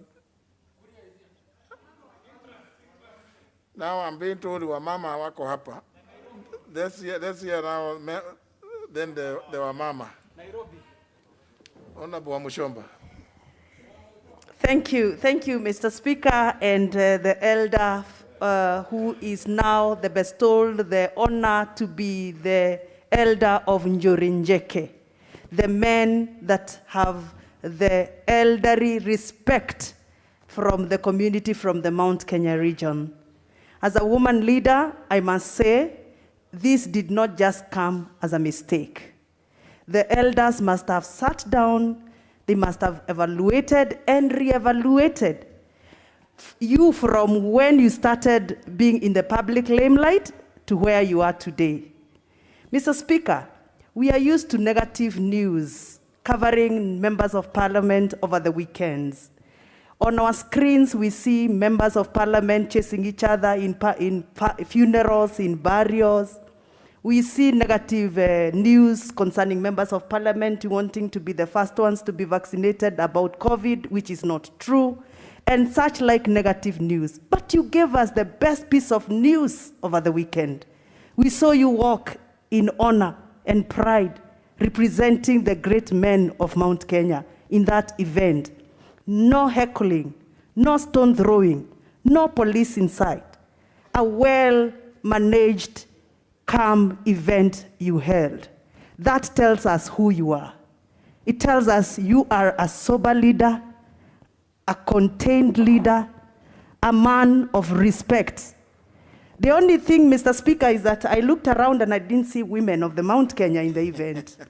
So I'm hoping that, Mr. Speaker, soon you're going to collect yourself and host the women readers, the Nyakenyuas, so that we can bring you the blessed porridge, so that you can now ably represent the great people of Mount Kenya. And when I say Mount Kenya, it's not only Mount Kenya East, because I've heard some members say Mount Kenya East. We are talking about Mount Kenya because you are the son of the mountain. Well done, Mr. Speaker. You are now the elder, the very great elder that will bring soberness in the Kenyan political topography and Kenyan political arena. How I look forward for the day we shall hold by elections without the fracas that we saw over the weekend. Mr. Speaker, as a leader, I felt quite pain when I saw a woman being frog-marched by men in the name of an IEBC officer. It doesn't matter what side of a divide you stand for when it comes to politics, but we should respect humanity. We cannot allow to be seeing such kind of scenarios when the police are watching. Where were the police when the woman was being frog-marched by people? It doesn't matter what she was carrying. There are court of laws in this country where such a woman, if she was on the wrong, should be taken. But we cannot stand and watch that kind of a scenario in our political arena. So, Mr. Speaker, we look up to you. We see you as a man of very little words, but serious impact when it means to creating soberness in the event of such nature. We look forward to seeing you move forward. And just to let you know, Mr. Speaker, I always love this phrase that says, victory is always possible for the person who refused to stop the fight. Don't stop the fight. Stand there.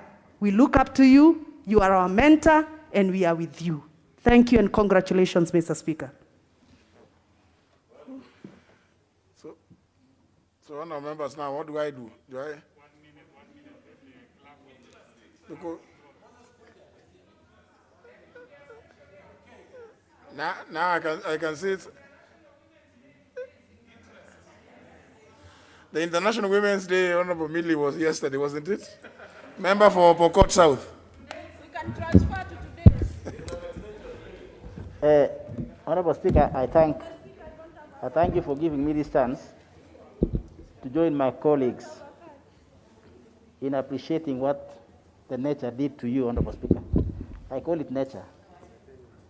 Because, Honourable Speaker, communities have their own way of appreciating their sons. Even for us in Pokot and the entire world, even Europeans and whites, or Chinese or Indians, they have a way, Honourable Speaker, of appreciating their sons. And therefore, Honourable Speaker, allow me to join my colleagues in appreciating nature that was done to you. Honourable Speaker, you deserve it. You know you deserve it, Honourable Speaker. And that's not even the debate. Because, Honourable Speaker, some of us who are lucky to be here second time, last parliament here, we were here, Honourable Speaker, in 11th Parliament, and God has blessed us with our people to come back. Honourable Speaker, for us who are there in that last parliament, that is when Honourable Justin or J.B. Muturi actually came out. Your leadership, Honourable Speaker, came out in last parliament. It might be easy to be honest. This 12th parliament might have been very easy for you. It's true. Maybe it was held by handshake or something. Maybe something natural happened. That this parliament, Honourable Speaker, is easy to manage. Last parliament was so difficult, Honourable Speaker. But even with those difficulties, you produced results that were required to be done for the people of Kenya. I want to tell you this, the truth, Honourable Speaker. You stood your ground. You managed that kind of division that was in this country in the 11th Parliament. And everybody liked you. Whether they are on the other side or this side, everybody liked you, Honourable Speaker. And that is why even the people at home like also you, Honourable Speaker. So it's natural. And we agree, Honourable Speaker. You have even extended that assistance of yours, not only in Mount Kenya, even in Pokot, Honourable Speaker. I want to attest that if you are to come today to Pokot, we'll also make you an elder. Not only my colleague Honorable Kamket, which I will say in a minute. Honorable Kamket cannot be an elder, Honorable Speaker, when I'm here. No, he can't be. But before that, Honorable Speaker, you are a person with heart to extend all over the country. You have been to Pokot, where even people maybe in Chicago don't even know where is Pokot. I want to tell them, Honorable Speaker, you came and helped our people. And our people, even when they're hearing, it was going to be wrong, Honorable Speaker, if I don't speak. Because outside the entire place you have been in remote places, which is border to Uganda, which is our home, Honorable Speaker. And therefore you deserve them. You deserve it, Honorable Speaker. And we wish you well. And when things like that happen, you know, it doesn't happen for nothing. It happens for a reason. God knows something that is coming, will be pushing you towards where Kenyans want you to go, Honorable Speaker. So, what I will only add as a human being is to take that honor with a lot of humility, Honorable Speaker. And the sky will be the limit. As I conclude, Honorable Speaker, you know, my community was mentioned adversely that my friend, Honorable Kamket, was installed spokesman of the Pokot Nation. Of course, that cannot happen. You know, Honorable Speaker, it cannot happen like that. It cannot happen like that. You know, Honorable Speaker, for somebody to be installed like you, how many years did it take you to be there? You are a judge. You were elected in Parliament. You became chair of PIC.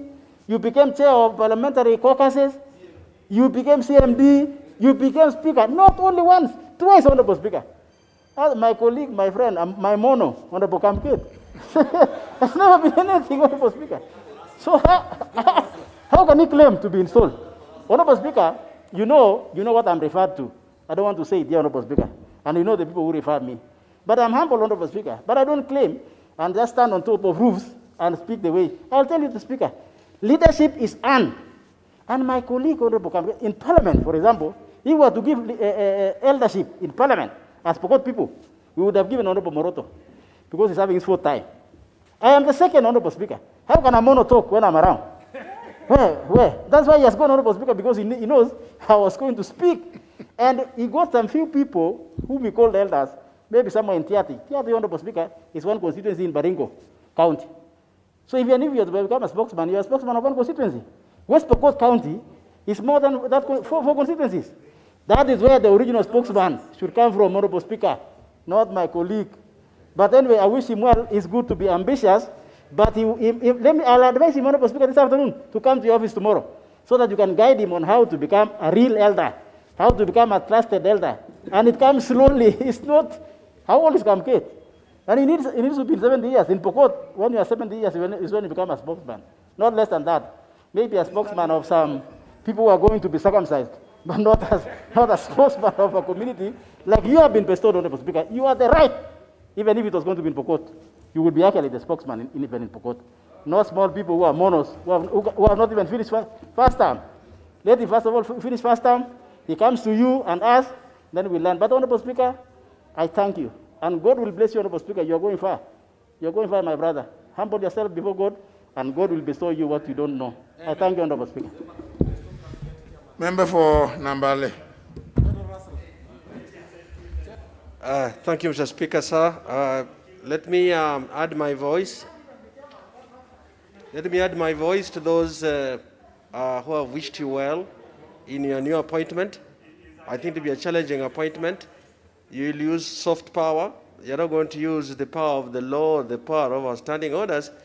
You're going to go deep into traditional and past find examples. But I am sure that you're going to use a part of your brain that's not what you've been using, either on the bench or in this house. And that part is going to be very useful in the next segment of this parliament, where we are going, where I think that contention is going to be the order of the day, grandstanding is going to be the order of the day, and truth sometimes will be lost in between. Now, with that appointment, you have, I think, to marshal all those faculties, bring them together, and I think they are certainly going to be extremely timely where we are headed. And I'm sure that you're up to the task. So I really wish you well in that discharge. The second thing, to be quite brief, I want to add my voice of congratulations to Honorable Kalasinga for being a member of Parliament of this National Assembly. I'll say the other bit when that next member of Parliament comes. I think this has been a momentous weekend, but I would like to urge my fellow colleagues, that the fault is not only a fault when you see others, see yourself. We are part of the problem of violence in elections. So I think that we ought to be honest with ourselves. We ought to set a standard devoid of what we want to think. We are thinking inside, and let's hope that that standard, objective enough, can be followed, including by all of us. With those few remarks, I want to thank you, Mr. Speaker. Member for Turkana. Thank you, Honorable Speaker. The great people of Turkana County cannot be left behind in celebrating this extraordinary, inordinate achievement. I wish to congratulate you on this. Honorable Speaker, my colleagues have really poured a lot of accolades, and I don't want to repeat that. But what really mesmerizes and fascinates me about you is your mastery of the law, both Kenyan and international, your neutrality, objectivity, and impartiality in handling political issues, and even here in the House, and most importantly, your humility. Some of us are following in your footsteps in learning some of these values. Thank you, and may God bless you. Honorable Guna. Give him this one.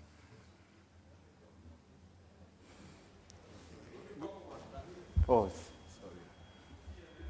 sorry. Thank you, Mr. Speaker. Mr. Speaker, elders have spoken. People have spoken through their representative in the National Assembly. God has spoken.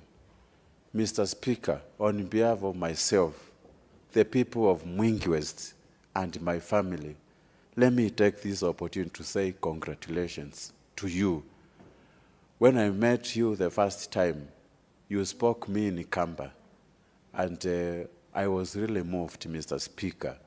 I saw a person with great sense of humility, great sense of leadership. Mr. Speaker, I am only wishing 2022, which is a political year, God will reward you. And if so, I would wish you to even climb from position 3 to 1 or 2. Mr. Speaker, I'm speaking this from my heart. Thank you so much. You have shown to this nation you can rise beyond tribes.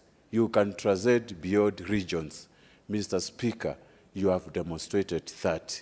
And on behalf of people of Mwingi West, which are your neighbor, I say congratulations. God bless you. And God see you through this promotion you've really been given by the elders. Thank you. Member for Dagoretti South. Mr. Speaker, we celebrate you. And I do stand to thank you for taking up the position that was bestowed to you by the very esteemed Njuri Ncheke over the weekend, Mr. Speaker. It is great to note that a man from a very dusty village somewhere in Embu can actually rise to the position that you have risen to in your life, Mr. Speaker. Mr. Speaker, this is a story that gives hope to very many young people who begin from nowhere, Mr. Speaker. I know your story. I know about you going to school without shoes, Mr. Speaker, as a young boy. I know your ambition, Mr. Speaker, that saw you rising to become one of the finest legal minds in your time, Mr. Speaker. You had the opportunity to serve this country as a very good judicial officer, a magistrate and a judge, Mr. Speaker. Mr. Speaker, I had the opportunity to witness as a young man how you ran campaigns and ran and won a seat to come to this house, Mr. Speaker, and how well you served your people as a member of parliament. Mr. Speaker, in your downtime, when you left this house, I had the opportunity of being under your chairmanship at the Center for Multi-Party Democracy, Mr. Speaker, where you encouraged us as very young members of political parties back then to take up the mantle and take up the mission of changing this country, Mr. Speaker. It was under your watch, Mr. Speaker, that we were able to form the Inter-Party Youth Leaders Forum, the first of its kind. It was bipartisan, Mr. Speaker. I was the president of the Orange Democratic Movement Youth League then, Mr. Speaker. And you would say to me that PNU only differs with ODM on ideology.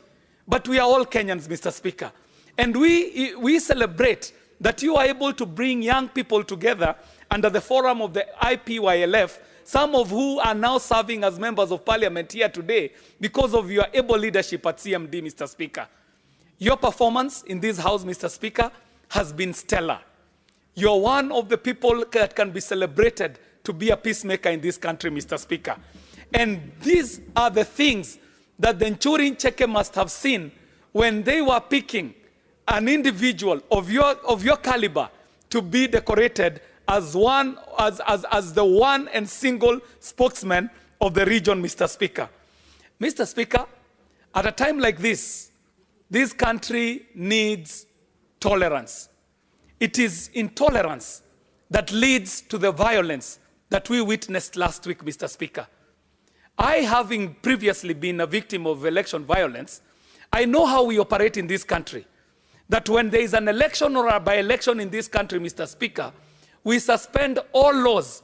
We even suspend the Constitution to the extent that political violence is no longer seen as violence, Mr. Speaker. You have also been a victim of political violence, Mr. Speaker. While presiding over a session of this parliament, Mr. Speaker, and I know the Honorable Moses Kuria can bear me witness because he was present in that session, you are a victim of political violence, Mr. Speaker. But your tolerance, Mr. Speaker, I believe is what has made you rise above the fray to become the leader that you have become, Mr. Speaker.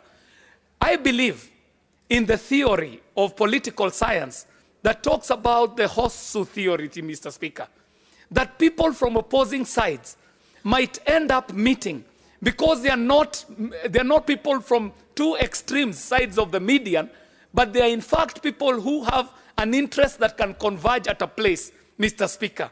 And you are one of those people who walk on the middle of the road and are bipartisan, and I do believe that that is why the Nchuri Ncheke were able to identify you as one exemplary leader in this country, Mr. Speaker.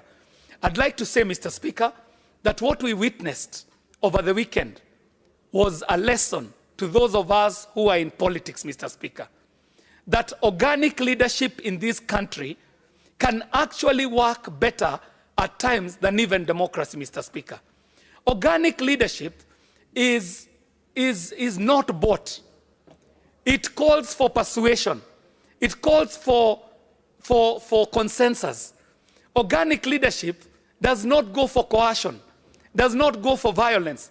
So, Mr. Speaker, when we observed that very beautiful event over the weekend, we are people who took out something that we can apply in our politics, even as we go back to the constituencies, Mr. Speaker. That a rally can be held peacefully. That a rally does not need to be interrupted by police, Mr. Speaker. That administration officers have no business whatsoever meddling in politics, as we saw last week, Mr. Speaker, as we were conducting the by-elections, Mr. Speaker.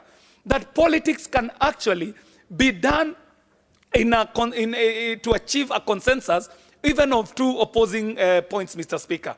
But my reason for rising, Mr. Speaker, was to congratulate you and thank you for the amazing leadership that you have given in this house and the hope that you have given to the future of this country, up to and including that young boy in Embu today, who is what you were many decades ago, who saw what happened in Meru and believes that even to them, one day, they can be decorated as you were decorated by the Nchuri Ncheke.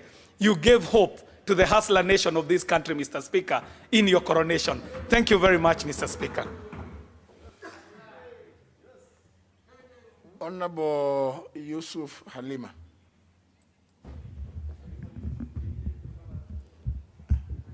Thank you, Honorable Speaker. Honorable Speaker, let me join my colleagues in congratulating you for your coronation over the weekend at the Nchuri Ncheke grounds in Meru County. Honorable Speaker, as I stand here, and as a woman, I'm very lucky because the late Mwiraria happened to have introduced me to what they call Njori, Nyombachi and Njori houses. And therefore, Honorable Speaker, I know the seriousness in which our community takes your coronation. Your installation was very timely, Honorable Speaker, and I have talked to several elders, and most of them are very confident. They had really vetted you, Honorable Speaker, and they are sure that you're the right person for the position. Another thing, Honorable Speaker, it is time that our senior brothers, that is the entire Mount Kenya, our senior elders, elder brothers, we have supported them for years. Therefore, it is time they also supported us from the Mount Kenya East, so that when there is another position, the next position should come to us, and that is through you, Honorable Speaker. Honorable Speaker, as I stand here, and as I have spoken to several elders in Meru, I know that they are very confident of you because they ask us about you, and we are happy that, like I say, you are a very humorous person, you are respectable, and you are likable also, Honorable Speaker. Honorable Speaker, I'm happy because I know there are other leaders who would have taken this position. But among them all, Honorable Speaker, the elders decided, they sat down, they looked at them, and it was decided that it is you. You fit the position, we are happy, and we will support you, Honorable Speaker. Thank you, sir. Member for Uriri. Thank you, Mr. Speaker. I was away earlier, and I said on such a day I would not miss. Mr. Speaker, speaking as a first-timer, I remember the first time when we met, when I came to your office, one of the things you told me is that fidelity to your political party is a very critical thing. And you told me of your history in KANU, including the days when the Rainbow Coalition was sweeping across the country. And I remember you telling me when Raila came with his entourage, with loud music, you ran and almost hid in the farm behind your house because it was such a big thing. You also did tell me, Mr. Speaker, that political positions are temporary, that at some point you will lose them, but never be too worried if you have been a good person and doing your actual work, and that even when you lose, probably a bigger door opens. And Mr. Speaker, we saw that when you lost, you eventually became a speaker of this House. There's a point of order, Honorable Nyamita. The Honorable Nyamita is speaking a good thing, Speaker, but let him just wear this mask. Let us be obedient to this mask. This disease is dangerous. Please, let's protect each other. Yeah, I think the point by the Honorable Omulele is a valid one, Honorable Nyamita.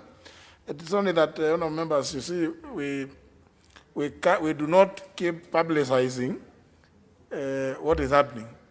But from time to time, we do observe a few of your colleagues have not been around for some time. We normally know where they are. So the point being made by the Honorable Omulele is a valid one. Thank you, and I oblige, Mr. Speaker, and I'm fully masked. And I want to tell Honorable Mulele that soon I will be one of the people leading the rest of this House to take the job.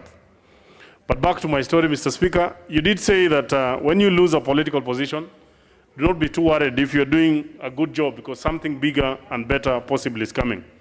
And when you lost your seat in Chicago, you ended up becoming the Speaker. And you're serving the Speaker for your second term. I was also a bit worried because, you know, I belonged to the other coalition that did not support you. But I remember you giving me the history between you and Honorable John Buddy and how John Buddy had promised to vote for you in your second term until the last minute, and they came and he was at least honest with you and he told you, I will not vote. And you told him you understand. And Mr. Speaker, I did then invite you to come and visit me in my constituency. Again, I was not sure that you would honor that invite. But you said, oh, okay, I have never been to Uriri specifically, and though you served with one of the former members, Honorable Odhiambo Mamba, and you said you will try. And on the material day, I remember the weather was not very good. I was very worried all the preparations had been done. You ended up arriving almost at 5. meaning you keep your word. Mr. Speaker, I want to tell you, you are the first sitting Speaker of this House to come to my constituency, and we don't take it for granted. You made history in my area.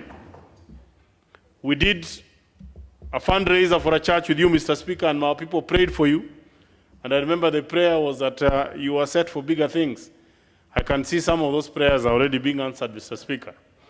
I want to tell you, Mr. Speaker, that you are not only the first Speaker to come to my constituency, but this history will be that you will be the first Deputy President to also come and visit my constituency. And please allow me, it's my time, because I know the plans that Baba has for you. And I want to take this opportunity, Mr. Speaker, to wish you well. We will work with you, and may God bless you. Thank you, Mr. Speaker. Member for Igembe South. Thank you, Mr. Speaker, for giving me this opportunity to join my fellow colleagues in congratulating you. On behalf of the people of Igembe South and Meru County in general, Mr. Speaker, you are a leader to be emulated. And for my people of Igembe South, Mr. Speaker, whenever I attend meetings within my constituency, they normally tend to advise me to be following your footsteps and what you have done, Mr. Speaker, in your earlier duties, Mr. Speaker. So, Mr. Speaker, last week on Saturday, it was just a beginning, Mr. Speaker, for your brighter future. So, Mr. Speaker, as my fellow colleagues has congratulated you, it means that all leaders, Mr. Speaker, have identified something which is very special in you, Mr. Speaker. And it is time, Mr. Speaker, to start exploiting, Mr. Speaker, that good thing which is in you, Mr. Speaker, even in the entire country, Mr. Speaker. Mr. Speaker, I would be more happy, Mr. Speaker, if you go for that high post, Mr. Speaker, because now you are the third in command, Mr. Speaker. But come next year, Mr. Speaker, I pray that also you take a step ahead, Mr. Speaker, and ask for the number one of this country, Mr. Speaker. And we will be ready, Mr. Speaker, to support you because your leadership, Mr. Speaker, has been tested and proven, Mr. Speaker, and that's why the elders from Meru, Mr. Speaker, identified you and decided, Mr. Speaker, to elevate you, Mr. Speaker, as the spokesperson, Mr. Speaker, of the Mount Kenya East, Mr. Speaker. Also, I pray that the entire mountain, Mr. Speaker, and the entire country, Mr. Speaker, should speak with one voice, Mr. Speaker, and endorse you, Mr. Speaker, for the presidency post, Mr. Speaker, come the year 2022. God bless you. God bless your desires, Mr. Speaker, as you aspire, Mr. Speaker, to move higher. Thank you. Member for Westlands. Thank you, Mr. Speaker. I also want to congratulate you for being given that mantle by the elders of your region, Mr. Speaker. I know the journey you have traveled. Mr. Speaker, one of your first stations you served as a magistrate is in my home county. And you know, even there, Mr. Speaker, as much as you are that young, you are already installed as an elder, which means they recognize and saw that leadership in you. And Mr. Speaker, even as I congratulate you, I also want to bring hearty congratulations from my father, who is your friend. He also said that he has seen his friend being installed, and he told me to come and say congratulations to you. Mr. Speaker, I wish you well. I pray for you, and I know you are destined for great things. Please keep going, and we will support you and will work with you as we have done. I know the 11th Parliament was one of the most difficult parliament in this country, Mr. Speaker, but you steered through, you managed to balance. The hostility was there, you balanced between the opposition and the ruling party side, but you managed, Mr. Speaker, and that showed your great leadership skills. Mr. Speaker, I wish you well, and may God bless you. Thank you very much. Finally, the Leader of Majority. Thank you, Honorable Speaker.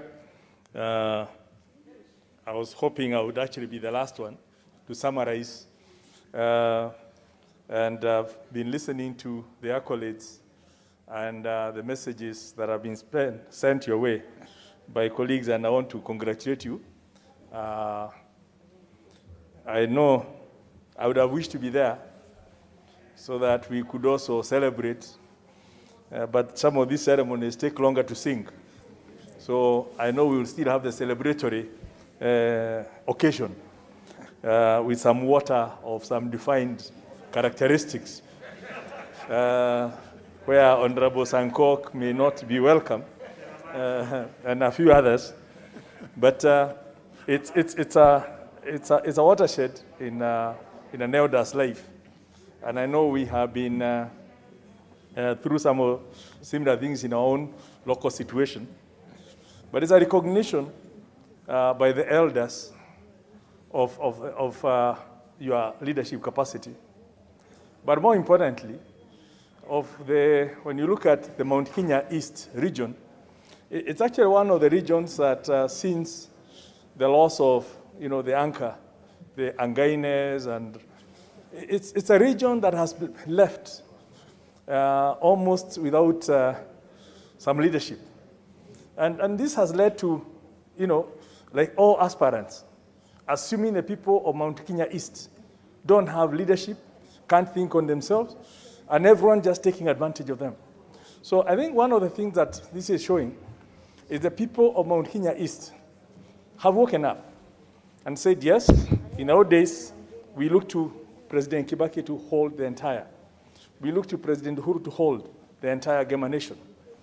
But as we move forward, Mount Kenya East feels like it's left behind as Mount Kenya West sorts out its issues. And that recognition that they can see in you, that you can hold together those three huge counties and give them some sense of direction so that people stop taking advantage of that region. It's something that we all appreciate. And it will help guide people, even as we are going through the BBI process, so that people can see the wider benefits within a document rather than, the propaganda that they are being fed with. And I'm sure you'll be able to soberly guide that situation. Because there are some good elders in that region, the Ibuis, the Bishop, the Matthews, and they've really been trying. But they're also getting old. So it's really something that I'm very happy that happened, and you were picked. And I could see the signs even when we were in Sagana. You could see people, beckoning and saying, why can't the speaker, come and help in galvanizing some of these issues? Because there's nothing as bad as a house divided. It can never stand. But now we will see unity, and it's something that will help even in galvanizing the rest of Kenya. So even as we are talking of building the bridges, as one is building a bridge between Mount Kenya East and Mount Kenya West, there has to be anchor pillars, or where that bridge has to be anchored. Between Mount Kenya East or West and the Mlembe Nation, there has to be some pillars. And you provide that focal point for that. So I want to congratulate you for that, and look forward to this day when we shall now sit down as elders. I'm not sure whether Sankok will qualify. Initially as elders. Then we'll have the next ring is the invited aspiring elders. And we will sit with them and can now continue the celebration and, more importantly, the big role of unifying Kenya, starting at the family level, at the micro level, before we get to the wider macro level, and eventually into the place of Kenya within the region and the world. So I wish to, once again, join my colleagues and thank my colleagues for all the kind words that they have said. I also know that you're a great listener, and I know there is lots of advice you've been given, like we give during weddings. But eventually, I know you'll be able to sift and know which one to take, which one not to take, and continue, because the wisdom of elders is listen and know what to absorb and what to take forward. And I'm sure it's been a good day, but the avalanche of goodwill messages that have been sent is an indication of how the members of this House value your leadership. Thank you, Honorable Speaker. Sorry, I thought now surely, honourable members, I appreciate. Let's now do some business. What do you mean minorities? What? 1 minute each. Who is that one? Is that Honorable Zambia? Please, 1 minute, then we will have the Honorable Massimo Albele. Thank you, Mr. Speaker, for this opportunity. I'll be very brief, joining my colleagues to congratulate you on behalf of the Kilome constituency residents and the Lower Eastern. We really have a lot of hope in you as a country. And now that you have assumed a new role, you have a lot on the way to actually engage this country in terms of uniting the whole country and the people of Kenya. You remember you represent a house with 209 constituencies where all the members come from different destinations. And it is now clear that the role you are going to play in the next few years to come will be based on the hope the Kenyans have in you. Congratulations, and God bless you. Thank you. Honorable Albele, member for Lysamis. Yeah, thank you so much, Mr. Speaker. Mr. Speaker, it is good for everybody to know their colleagues' constituencies as well. Correct. Mr. Speaker, on my own behalf and on the behalf of the people of Lysamis, I want to join my colleagues in congratulating you for having been endorsed as a statesman and as a speaker for representing the Embu, Meru, and Tigania communities. Mr. Speaker, human beings in life, they aspire to become something, and eventually they actually go up the ladder to become somebody, to occupy a certain position, and so forth and so on. And therefore in you, Mr. Speaker, I've come to learn that one time in your life, you have been a judge. You have equally been a member of parliament. You have equally been a speaker, not once, twice. That actually translates that you are a man of your caliber.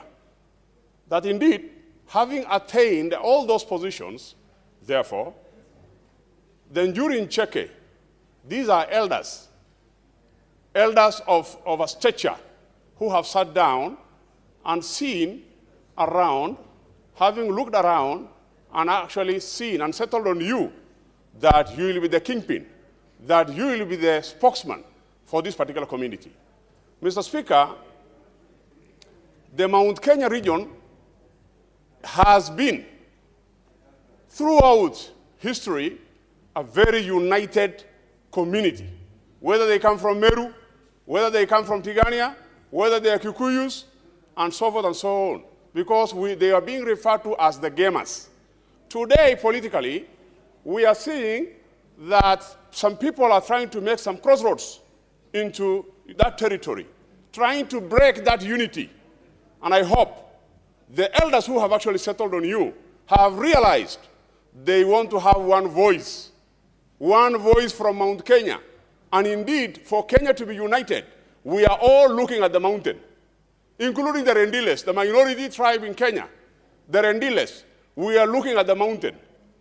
If the mountain gets to break into 2 or into 3, then Kenya is divided.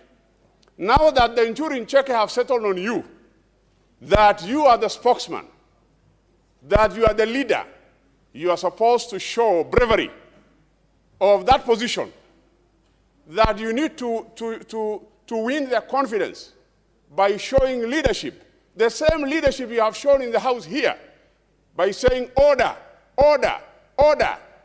And indeed, Mr. Speaker, I am sure and I believe in you that you will be able to deliver, so that the House, which is almost splitting away, the Mount Kenya House, under your leadership, you will be able to bring everybody together. And if indeed it means taking some of us with you to Mount Kenya to show solidarity, because we represent the entire Kenya, Mr. Speaker, I want to assure you we will join you, so that at least we will be able to have, and actually your people can be able to see and witness that indeed you are not walking alone, but you are walking with the entire Kenya, the members of parliament. With those few remarks, Mr. Speaker, I wish you all the best. I wish you good health. I wish you to, I will pray for you to have wisdom in order to see your vision come true.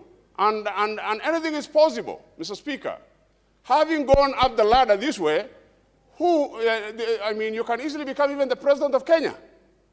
And I wish you all the best, that God helps you, you go up the helm. But having reached there, don't forget your friend, Honorable Malima Arbele from Leisamis. Thank you, Mr. Speaker.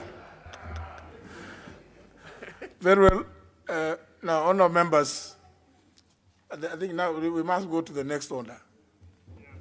But before we go to that next order, honourable members, I want to draw your attention to the existence of a supplementary order paper. I believe it has been uploaded.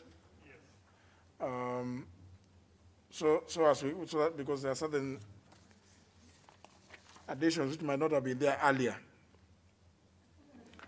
So, next order.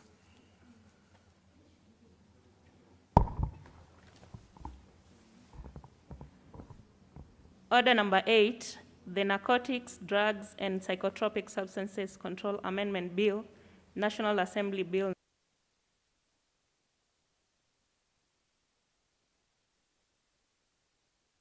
Facts that this bill was moved by the chair of the Committee on Administration and National Security, the Honorable Paul Koinange, seconded by the Honorable Peter Kaluma. Thereafter, the following members contributed: the Honorable Ali Raso. I'm saying this because some of you have placed your interventions.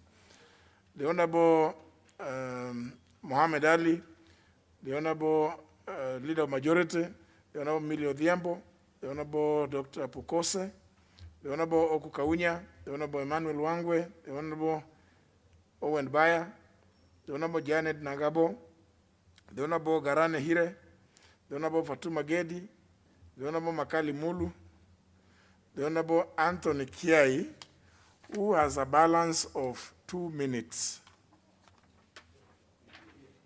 So, Honorable Kiai, is he in the house? You know, maybe this is some information members need to know, that when you are told that you have a balance of time, it is advisable that you'll be in the chamber on the next sitting day. So the Honorable Kiai not being present in the house, the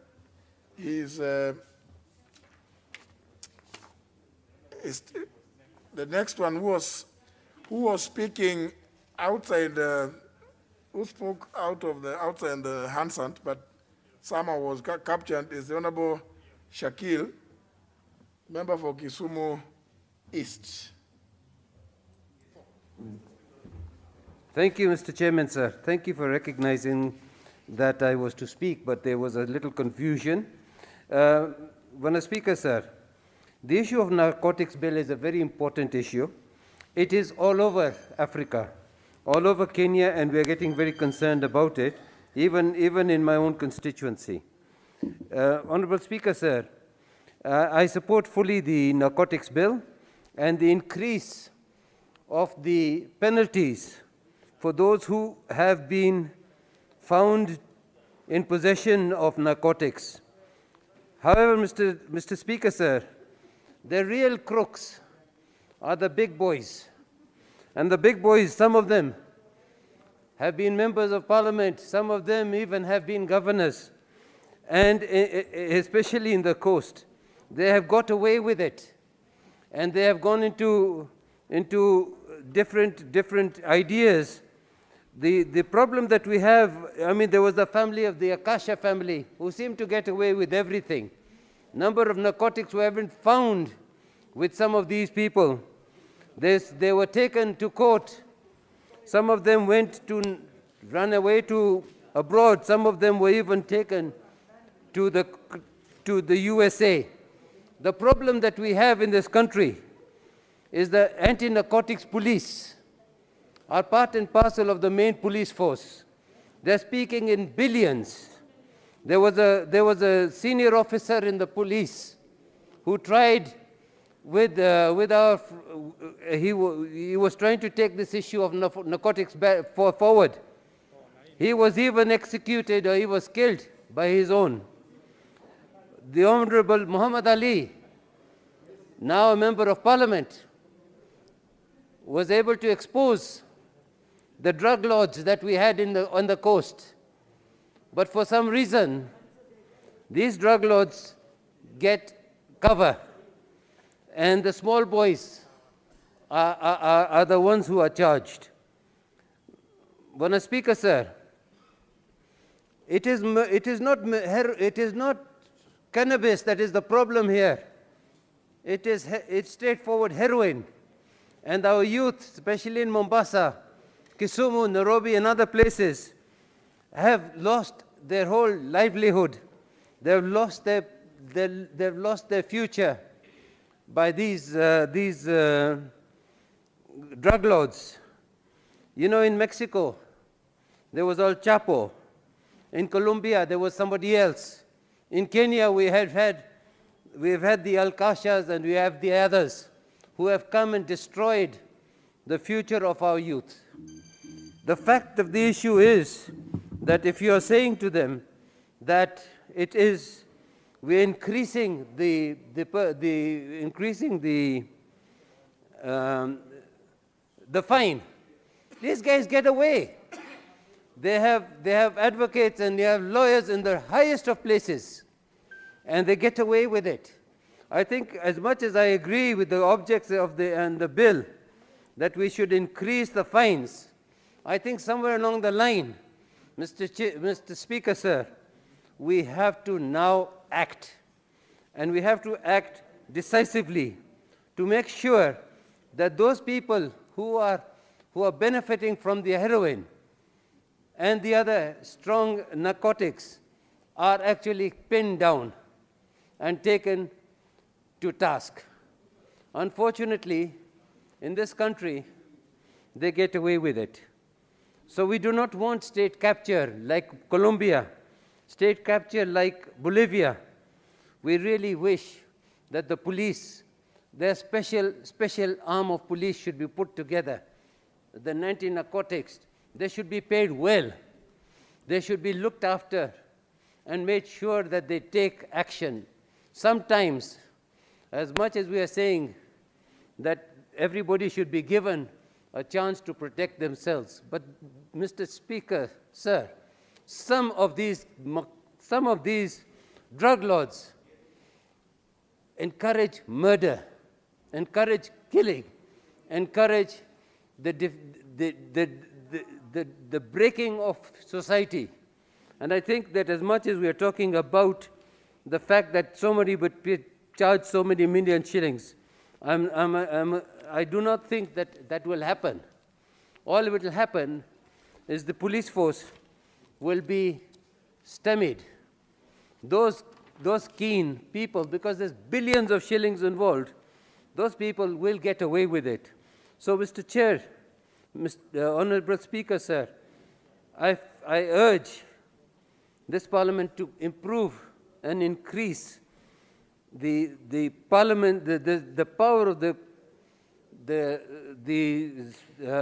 power of the Cabinet Secretary and others who are there to come and now attack the issue of narcotics.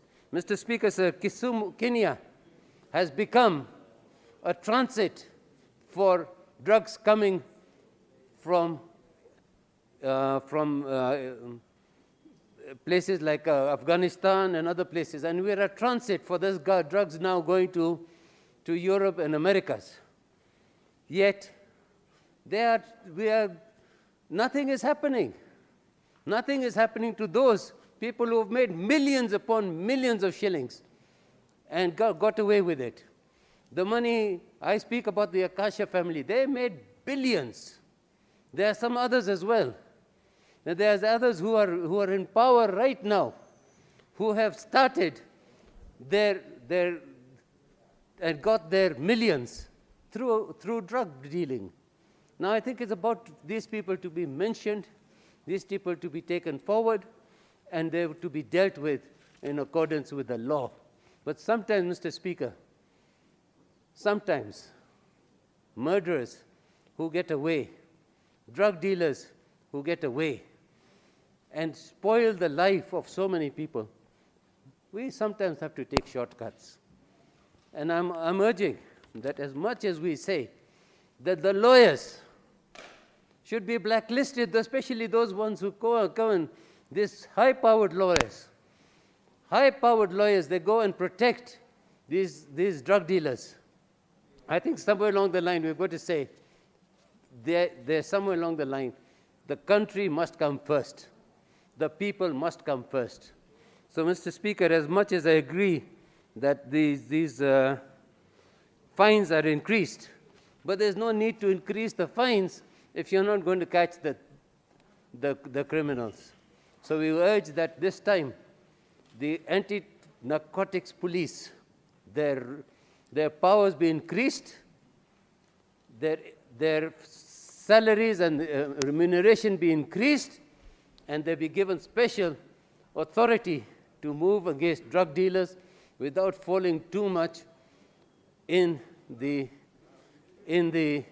so-called law, where they get frustrated and the drug dealers get away. With those few remarks, Speaker, sir, thank you very much, and I do support this particular amendment. I do, however, think it is not strong enough, and I wish it was much stronger.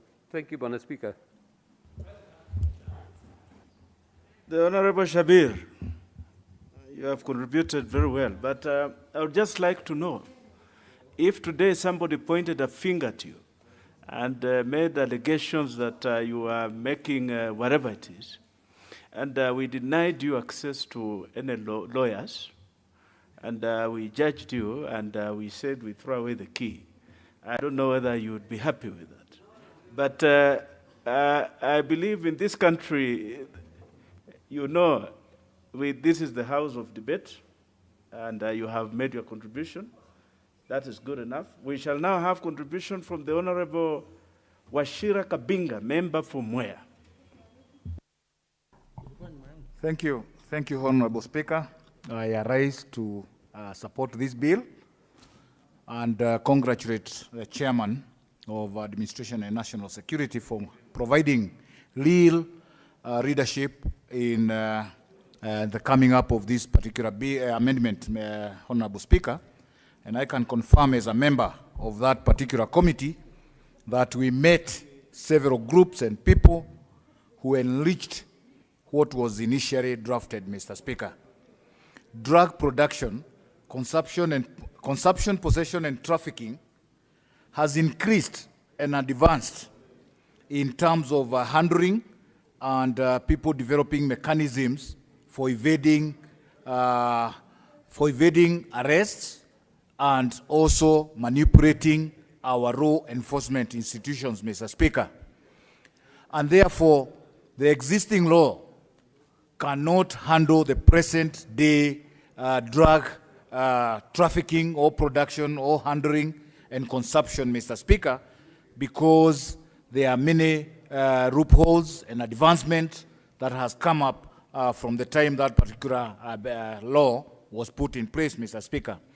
This bill is coming at the right time, Mr. Speaker, when the future of our country is getting doomed because our young generation, a large part of it is involved in drugs in one way or another, Mr. Speaker. And this is also now slowly creeping into the working class. And I'm hoping that here in this house, we do not have people who are victims, because sometimes we discuss and we tend to think that we could be having problems even here, Mr. Speaker. The problem of drug trafficking is everywhere. And for that reason, Mr. Speaker, this bill comes in at the right time when we need to relook at our law to see how effective it is, because the other one, the existing one, Mr. Speaker, has a lot of loopholes. Among them, Mr. Speaker, is the lenient penalties that are given to people who are involved in drug trafficking, consumption, possession, or production, Mr. Speaker. And a number of them were never scared, even when they are arrested and taken to court, because the value of what they are handling vis-a-vis the sentences that they get was incomparable, Mr. Speaker. And furthermore, some of them have now developed ways of manipulating the institutions, Mr. Speaker, and that's why we find some of our drug traffickers in this country, when arrested in other countries, they are convicted because the laws in those other countries are much more stricter, much more tight than we do have. And therefore, this bill comes at the right time, Mr. Speaker. It is therefore important that we look at the penalties that we are putting on offenses that affect, or rather that are related to drug trafficking, production, or even consumption, Mr. Speaker, and ensure that people feel it when they are taken to court and when they are jailed, Mr. Speaker. I'm particularly happy that now, especially the drug traffickers and producers, will find themselves in prison for life. We'll be able to pay penalties that are 3 times the value of what they're handling. And therefore, anybody who indulges in that business, Mr. Speaker, will be sure to one day be in prison for life. And I think that is really good, Mr. Speaker. One of the areas that the existing bill did not cover, Mr. Speaker, is on conspiracy. Mr. Speaker, conspiracy, whether it is within the country or people in our country conspiring with others outside, or even 2 groups of people outside this country conspiring to traffic drug in Kenya, will now find themselves on the other side of the law, because we'll be able now to have a law that can be extended to those that conspire to traffic drug in this country. Mr. Speaker, at the same time, this law provides for a way of dealing with the advancements in terms of communication, that our law enforcement institutions can now intercept communication that will lead to arrests, and such communication can now be admissible in a court of law, something that was not there. And this, again, will help a lot, because all of us are now using communication to evade arrest, Mr. Speaker. But now with that admissibility of communication that has been intercepted, we are likely now to get more people arrested. At the same time, Honorable Speaker, our law enforcement officers are also greatly involved in some of these offenses. And the current law did not provide for the charging of those law enforcement officers. This law now, as amended, strengthens or brings up the element of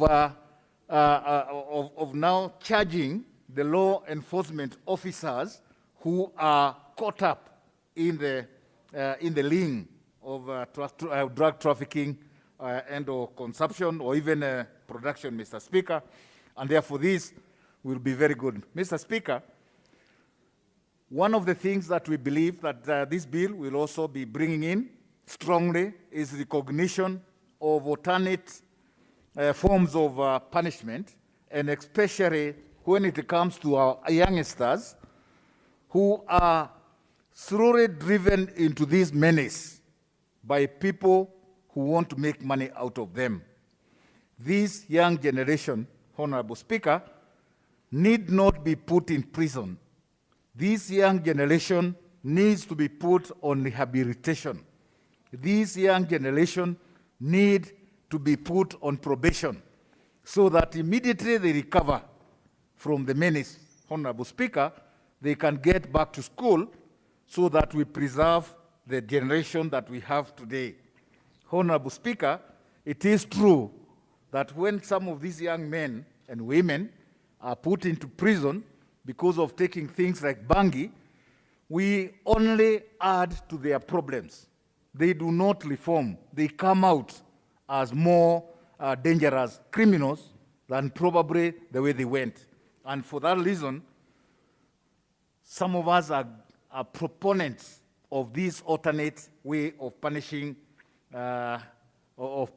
offenders, and especially bang itself, which in some countries, like Ethiopia, where consumption of bang is not an offense, but they do take offense if you are caught trafficking or transporting bang. Honorable Speaker, for us to be somewhere in the middle, I think is good. We consider the young generation, especially the young generation that is in school. Mr. Speaker, when I hear a pupil in Standard 7 or Standard 8 has been caught with a few loaves of bangi, I get worried about the generation. But if we have a way of rehabilitating these young men and women, then we can preserve our generation for tomorrow. I thank you, Mr. Speaker. I fully support, and once again, congratulate our chairman for the leadership that he has provided on this particular important bill, Mr. Speaker. Thank you. The Honorable Gogo.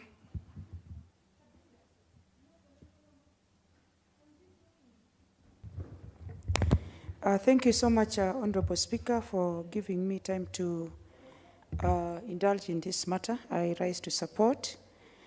And I'm so glad that this particular matter has been brought by the committee.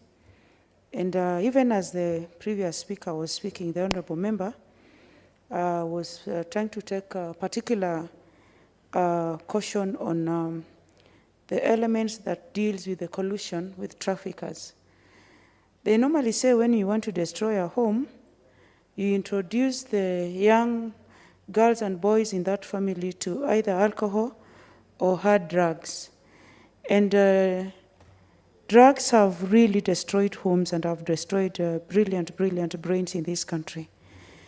And coming up with a law that mitigates the spread of use of drugs and getting stiff penalties on people who traffic drug and bring these drugs to our young men is a law that is timely and needs to be supported.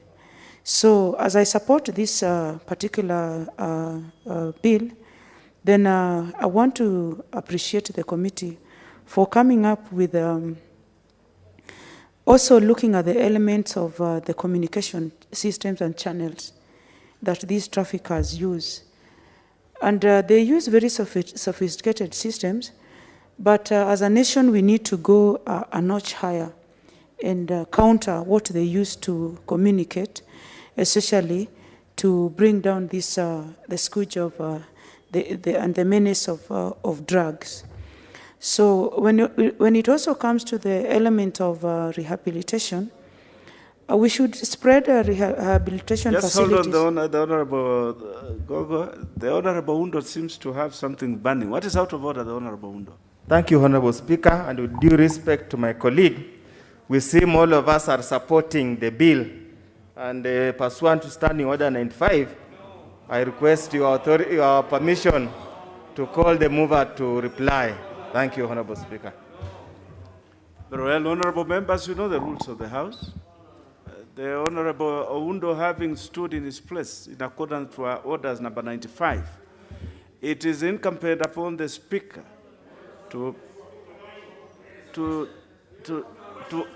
yes. Just hold on. The Honorable Ishungwa, you can't shout at all the other members. This is a house of rules. There's a way to deal with this. Members will make a resolution, and I'm just going to proceed to do that.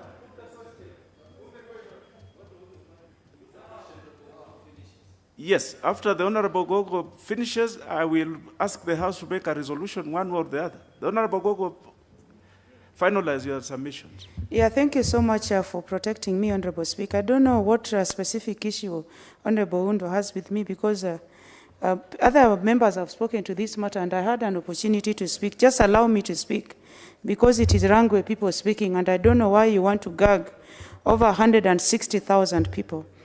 And just to conclude, now that the mood of the House is that we call this to question, I believe that this particular bill is an important bill, and especially when we look at the element of bringing in rehabilitation, these people should not be condemned, and rehabilitation should be part of, a key pillar of this bill, so that we have the ones who are already affected brought back to their useful position, and we move forward as a country. Thank you so much, Honorable Speaker, and I support this matter. Thank you. Honorable members, the Honorable Undo, having stood in his place and requested that the mover be called to reply under our Standing Orders number 95. Will as many of that opinion say aye? Will as many of our contrary opinion say nay? Nay! The nays have it. We shall proceed with this. The Honorable Ole Sankok.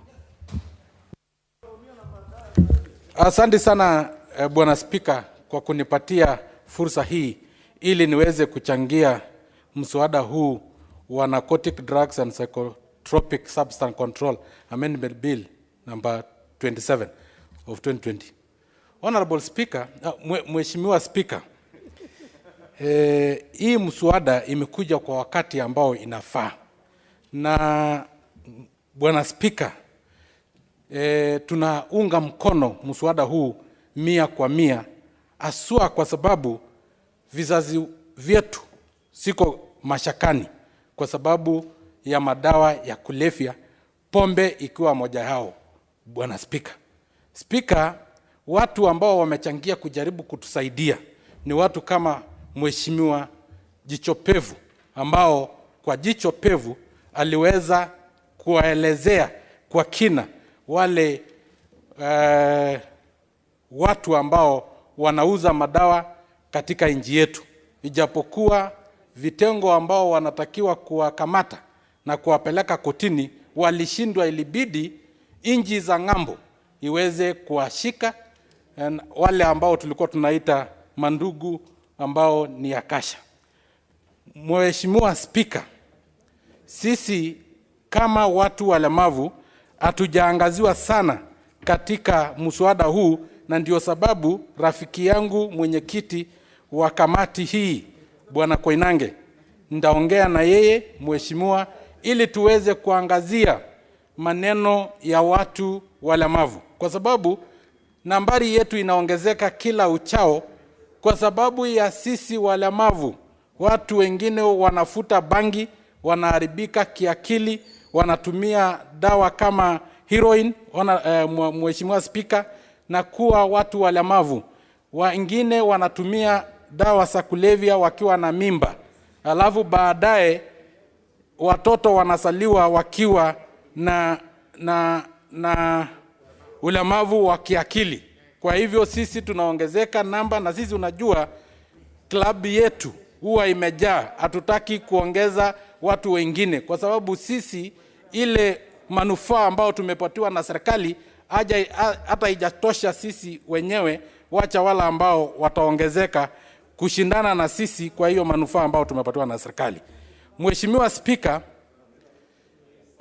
tumeangazia sana juu ya watu ambao wanauza madawa ya kulevya, lakini hatujaangazia mambo ya jamii ambao inachangia sana kwa hii madawa ya kulevya.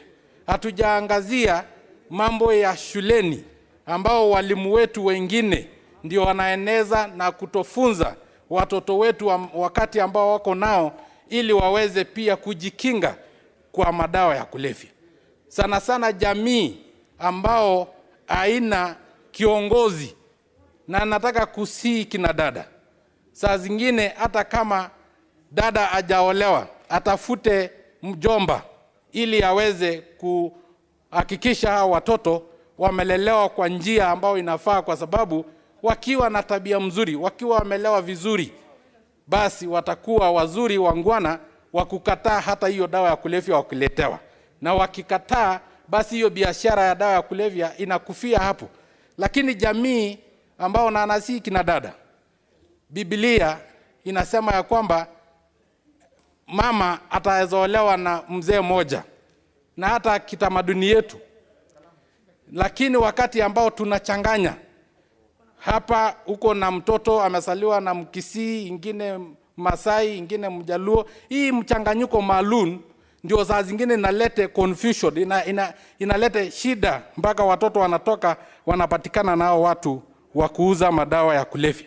Kwa hivyo hata kama jamii haina baba, tafuta mjomba ili aweze kueleza watoto njia ambao wanatakiwa kuwa.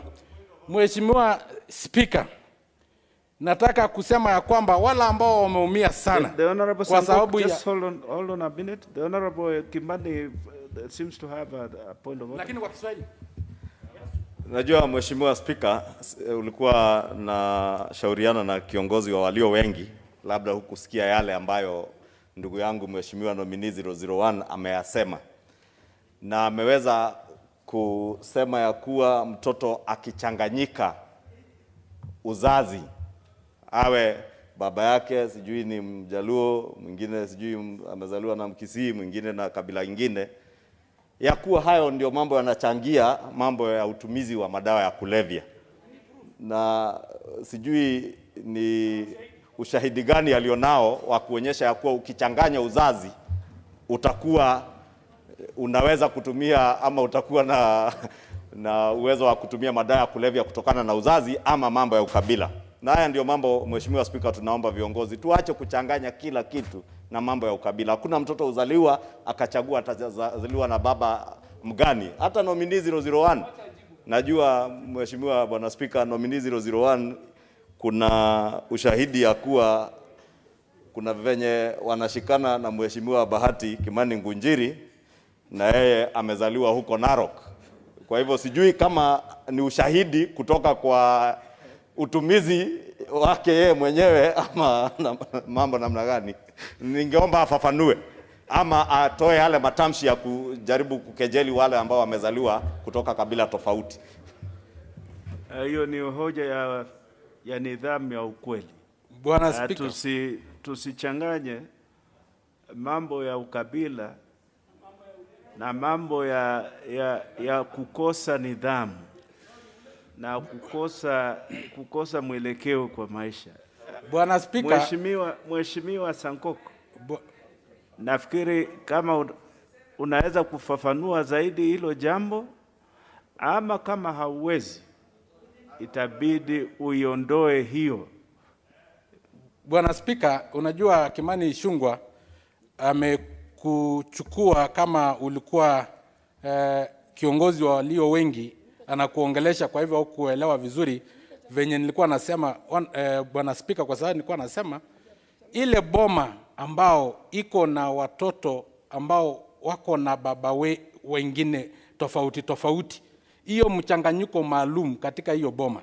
Kama nikitoa mfano, tuseme hii boma iko na ile damu ambao ng'ombe inakunywa maji, na uko na mtoto ya Jaluo, na uko na mtoto ya Masai, na uko na Muhindi. Hii ya Masai analeta ng'ombe ikunywe ile maji, na hii ya Kikuyu anataka kupanda nyanya yake hapo karibu kufanya irrigation. Sasa watu wanapigana, na ile ya Muhindi yeye anataka kutoa mineral water ndio apate kuuza, na labda ile ya Jaluo anataka kuweka samaki, na hii ya Masai analete ng'ombe 1,000 inakojolea, inaua ile samaki na acid. Sasa hao watoto wanapigana kwa boma alafu wanatoka nje, lakini ile boma ambao iko na utaratibu moja, na ndio sababu katika Biblia, katika kimila yetu. The Honorable Sankok, you're out of order.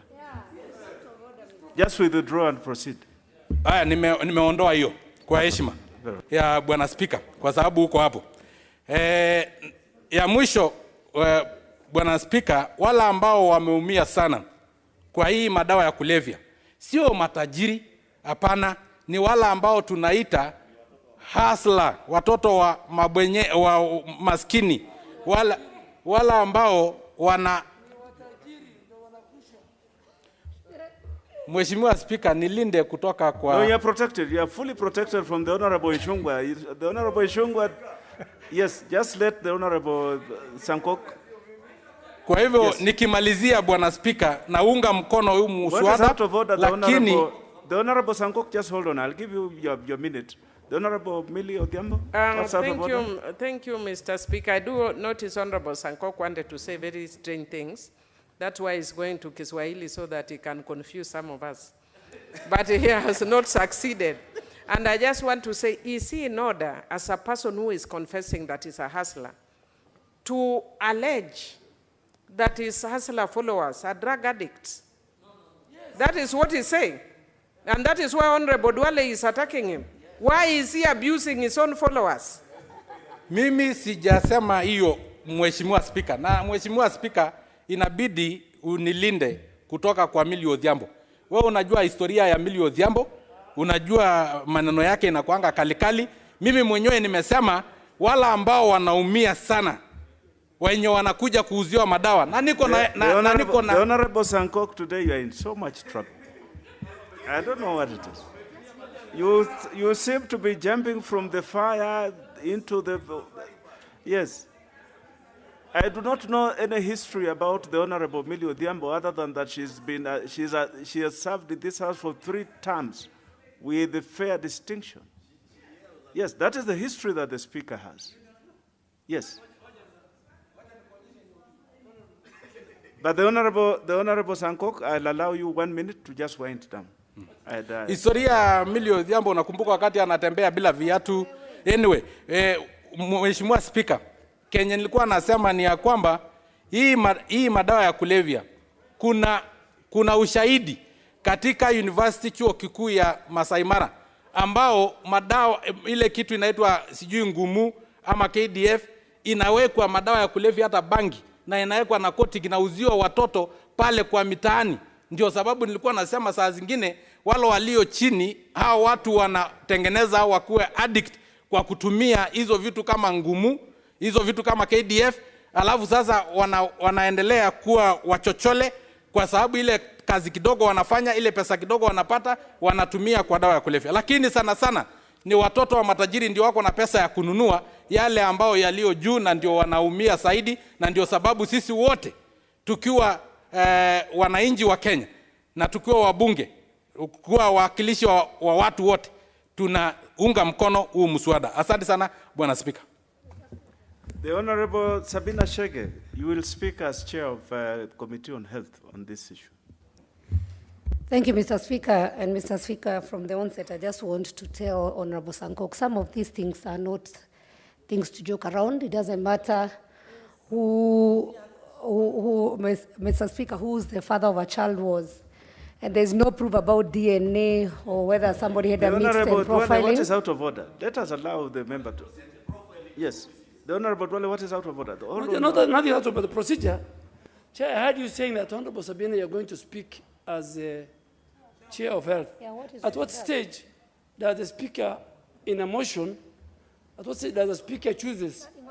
At what stage somebody will speak as a chair or as a member of Murang'a County? The Honorable Dwale, you are out of order. The Honorable Sabina is Chair of Health, and it is a fact in this House. If I've allowed her to speak as a member for Murang'a and also as Chair of Health, what is out of order? Proceed, the Honorable Sabina. Thank you. I just want also to tell Honorable Dwale that yes, it's true, I'm the Chair of Health, but to this is also a health matter, the issue of drug use and abuse. And Mr. Speaker, what I was saying, as a parent, this matter is not about the children of the poor or the children of the rich, not the issue of dynasty or hustlers. This is a matter that has affected many children from all walks of life in this country. And as a mother, I'll feel sad when Honorable Sankok, and I respect him, would want even to trivialize the issue of disability and everything else about the drugs abuse. Mr. Speaker, having said that, let me just say I want to appreciate the committee and the chair for the effort that they have put, because there have been many gaps, Mr. Speaker, on the previous law that existed. Mr. Speaker, there were some things that were not very clear, and there were some gaps, and especially the gaps on penalties that were to be faced, and the issue about, Mr. Speaker, people who would conceal information, people who would conspire, and it was not clear in the previous law on even the punishment that was supposed to, they were supposed to face, Mr. Speaker.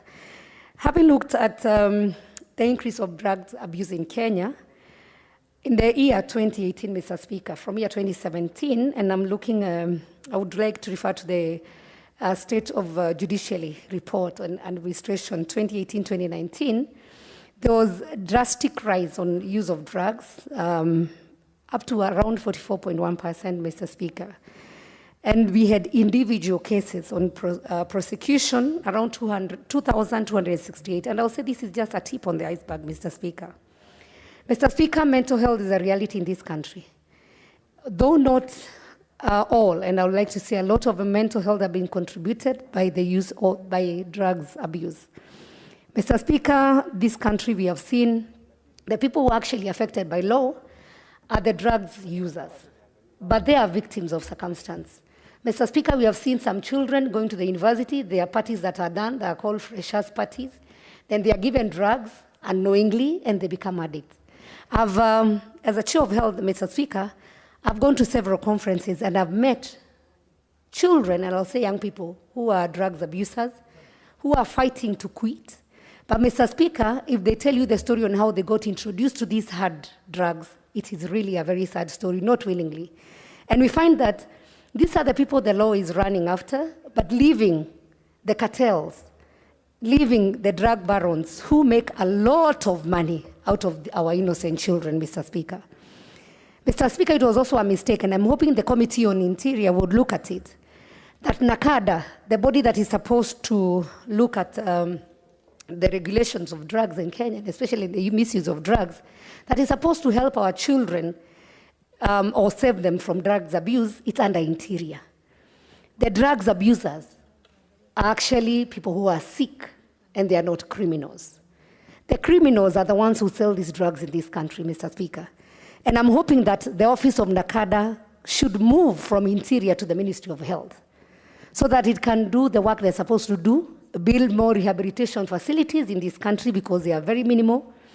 And actually the ones that are there are very, very expensive. If you have a meeting with parents who are actually having their children abusing drugs, or even some of these children who like to leave and quit, it is almost unaffordable to go for any rehabilitation, Mr. Speaker. And when they do, sometimes NHIF covers up to around 60,000 in very few facilities that have been approved.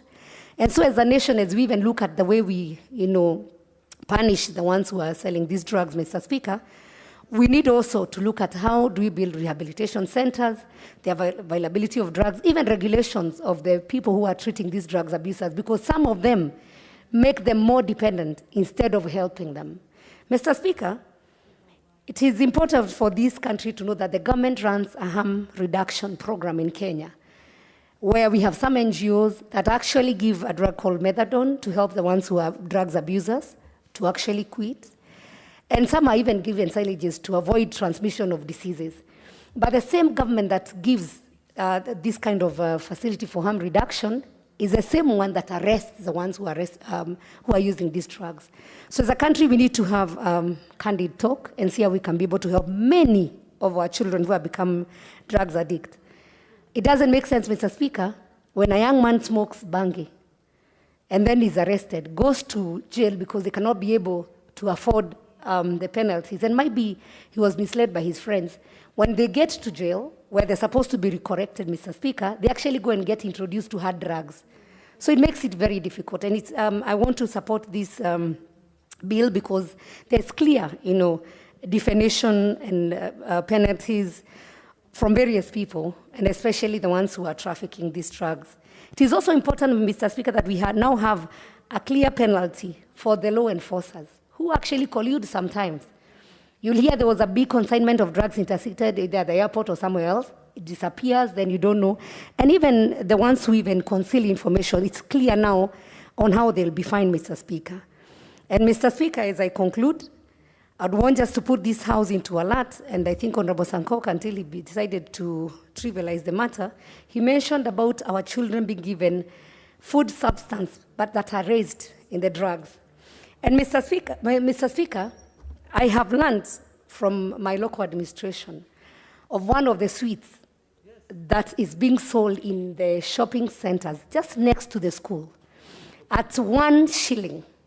Mr. Speaker, when the children and the teachers are given a confession, and this is something I'm following up, Mr. Speaker, children go to class, they're not able to concentrate. And that sweet is raised with a drug called Kubel. Mr. Speaker, it is being sold over the counter. And they're at 1 shilling. And the children are becoming addicts. They are stealing from their parents to go and purchase that sweet. Mr. Speaker, I would urge this House that we actually pass this bill so that we can be able to follow these criminals. The ones who are transporting these chemicals or even manufacturing these drugs, Mr. Speaker, should be put on spot. And it's also important that we also regulate over-the-counter drugs, Mr. Speaker. I am aware of some of the chemists that actually sell tablets very cheaply, 10 shillings. You'll see young people over lunchtime taking a soda, and they have now taken it with that drug, and they totally become, addicts, Mr. Speaker. And so with this, I support, Mr. Speaker, and I'll urge the House that we fast track and actually pass these proposed amendments in this bill, Mr. Speaker, so that we can save a generation. And let us not take this matter lightly. This is a serious matter. And if we pass this amendment, Mr. Speaker, we can save a generation. I thank you. The Honorable Masara.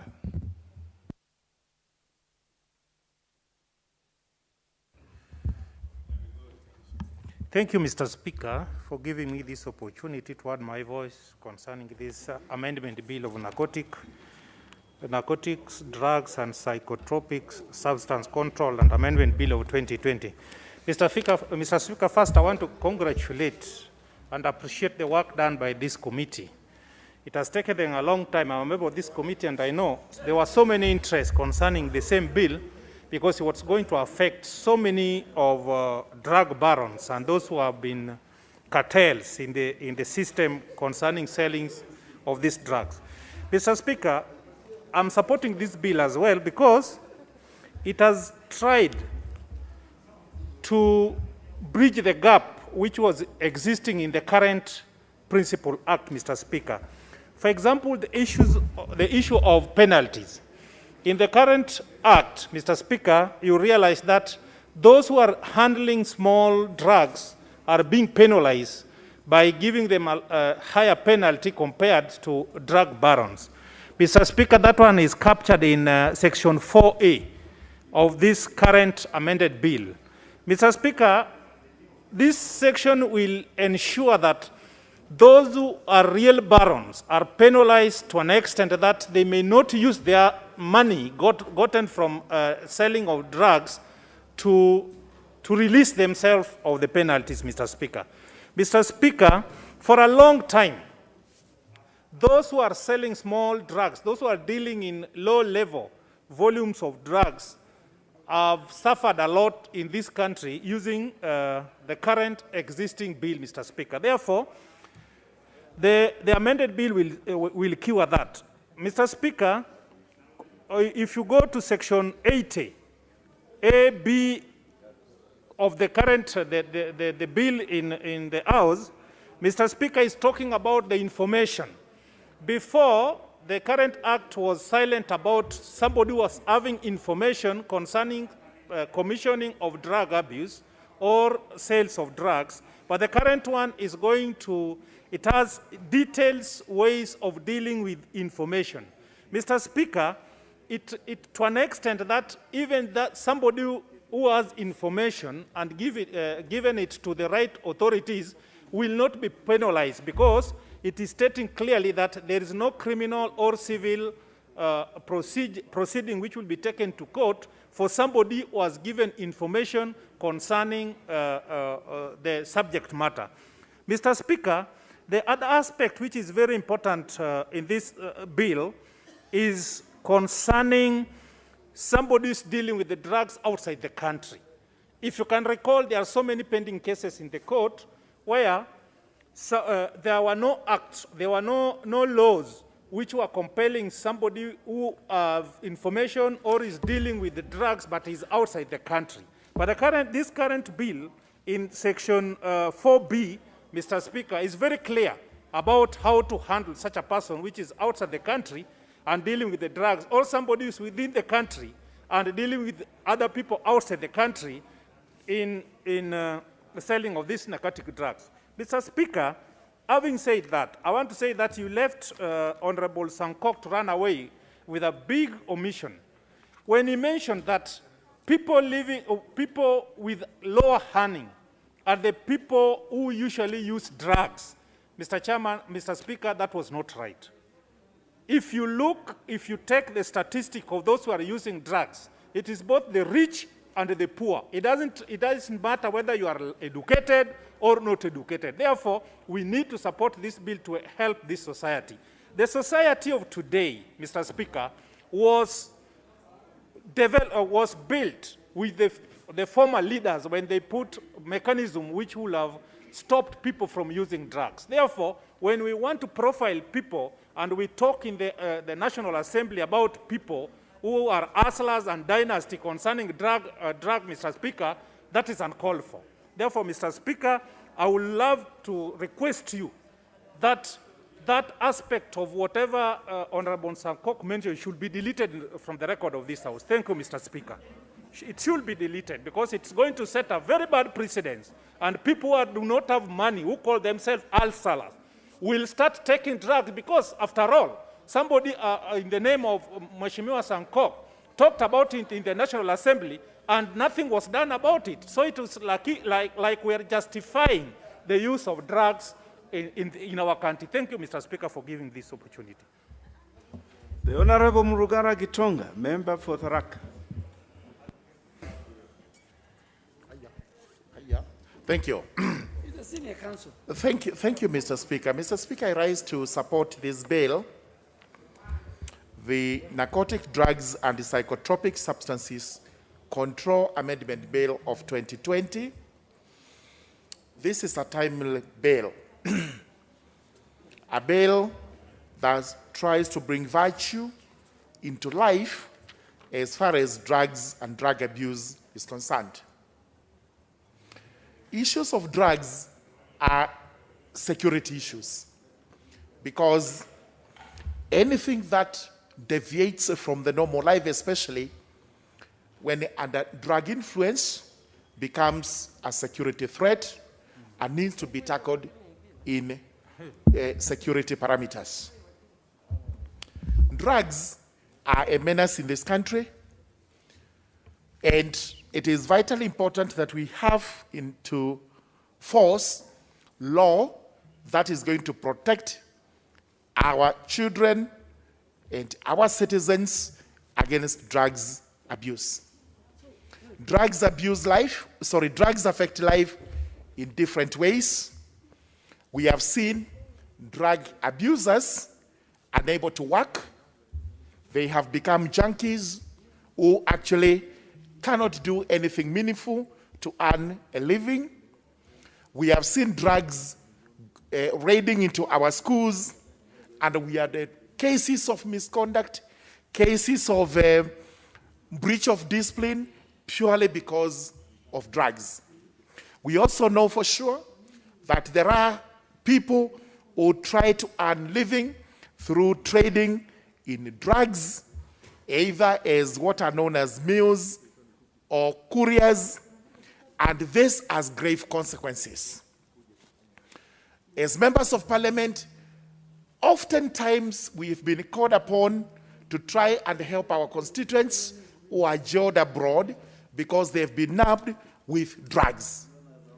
And this is the reason why we are saying this law is timeless. This law should actually come into force so that we are protected. The law we have before us today provides for very heavy penalties. Penalties that are unusual in the criminal jurisprudence. In the criminal law, it is a cardinal principle that the judge must always have a discretion to mete out penalty without any interference from the law. And this is the reason why in all criminal cases and in all penalties prescribed, we have maximums.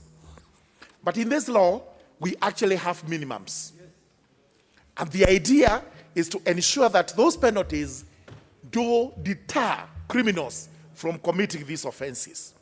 Whether these criminals are Kenyans, whether they are international traffickers, because we know very well that there are international elements who have converted our country into a haven of drugs.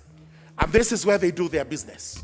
Lucrative business that has made them go up the scales of life at the expense of Kenyans and our children. Therefore, for this very particular moment, I do agree that the penalties meted here should actually be the minimums. Minimum jail penalties, minimum fines, such that the judge will have no option. In the list of cases, he can only give the minimum. Otherwise, he will be at liberty to give as much as he can under the sun. There is an element of debate that we should have in that as you make penalties stiffer, as you make penalties expensive, you encourage corruption. Now, the dealers in drugs will find it easier to bribe so that they can get away from the law. This is why we must extend this law to the security agents, the enforcers of the law, such that if anyone abets any criminal offense dealing with drugs, he is as good as a drug dealer and he would actually face similar consequences. Therefore, I do also agree that the minimum penalties given for aiders and abettors of crimes in drugs are actually good penalties. They are stiff, good penalties. Importantly, this is the high time we safeguarded our country from drug abuse. And this extends everywhere, even in the constituencies. I'll take the case of my constituency. The Raka constituency is a rural constituency. It may not be exposed to many of these drugs, apart from cannabis, which is a special type of a drug prescribed for elsewhere and in a different way. But again, this is rampant. I have heard of cases in schools where schoolboys and girls are actually smoking bag. And it needs to be addressed. And there are various ways of addressing this. We must now move into teaching our children in schools the virtues in respect of not abusing drugs. Let us have our curriculum in schools making a provision for education so that we teach our children how bad it is to abuse drugs, how bad it is to abuse alcohol, and how bad it is to indulge in vices that can actually lead to crimes.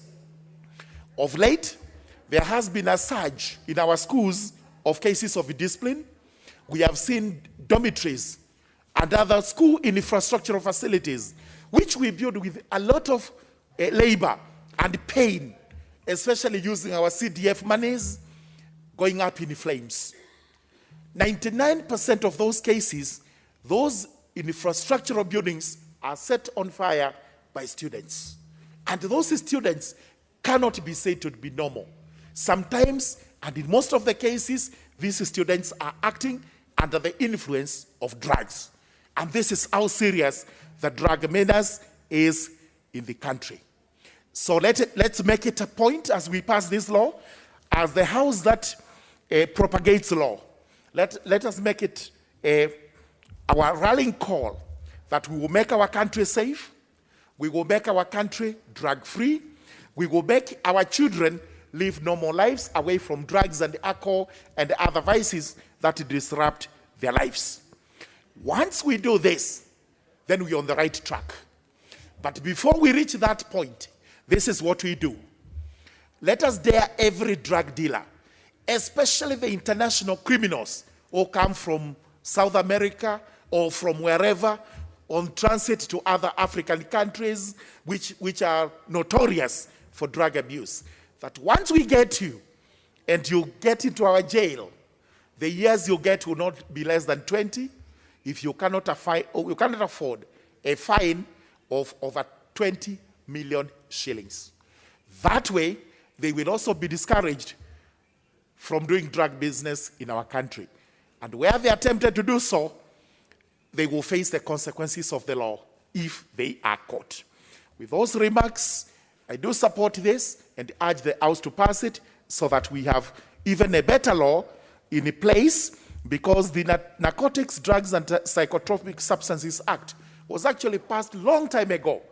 However, it has not been very operative purely because there has been debate regarding penalties, there have been court challenges, and in most cases, corruption has actually hindered the fight against drugs and drug abuse. I support. The Honorable Dr. Nyekal.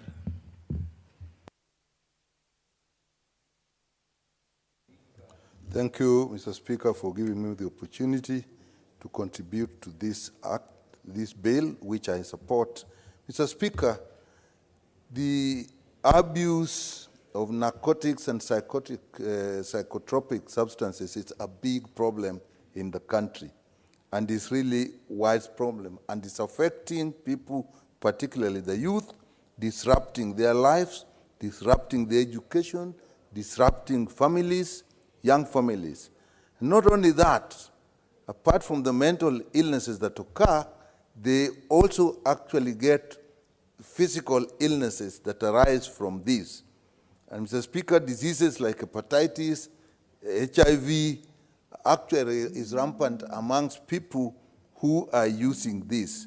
But the big issue is basically the mental illness, the mental state, and the personality problems that arise from these drugs. Even non-communicable diseases, some of them after long use actually predispose people to diseases like heart diseases. And Mr. Speaker, the problem is made worse by the availability of a wide range of substances. Some are even not thought to be very, very dangerous, starting from alcohol, even marijuana, even things that are sold, like a member said, kuber, that are actually sold in the shops, sedatives that are easily available, such as Valium, that actually people can buy, strong analgesics that again are prescribed, and if not used, like morphine or codeine, and particularly when we say we are using them for palliative reasons for people with cancers and long-term painful conditions, they still make these drugs available in the environment. And then there are the hardcore drugs that we know, like heroin and codeine. But also important are precursors. Those are substances that would sometimes be used in normal medical circumstances, but are precursors and can be used to produce these drugs. So, Mr. Speaker, the environment is full. Honorable Dr. Nyikal. The Honorable Dr. Nyikal, we seem to have been caught up with time. I always enjoy listening to you on matters like this. I am sure that you will be able to inform the House about these particular proposals that we're making here. The next time this matter is set down, you will have 8 minutes when the matter is set down, and you'll have priority. Honorable members, there's been a lot of interest. Mr. Speaker. There are still 20 members who are interested in speaking to this clearly, so it is a matter that is affecting our nation greatly. But we've run out of time, and hopefully when the matter is set down for consideration again, the honorable members who have interest will be available to be able to ventilate and express themselves on it. Honorable members, the time being 6:30 p.m., this House stands adjourned until today, the 9th of March 2021 at 7 p.m.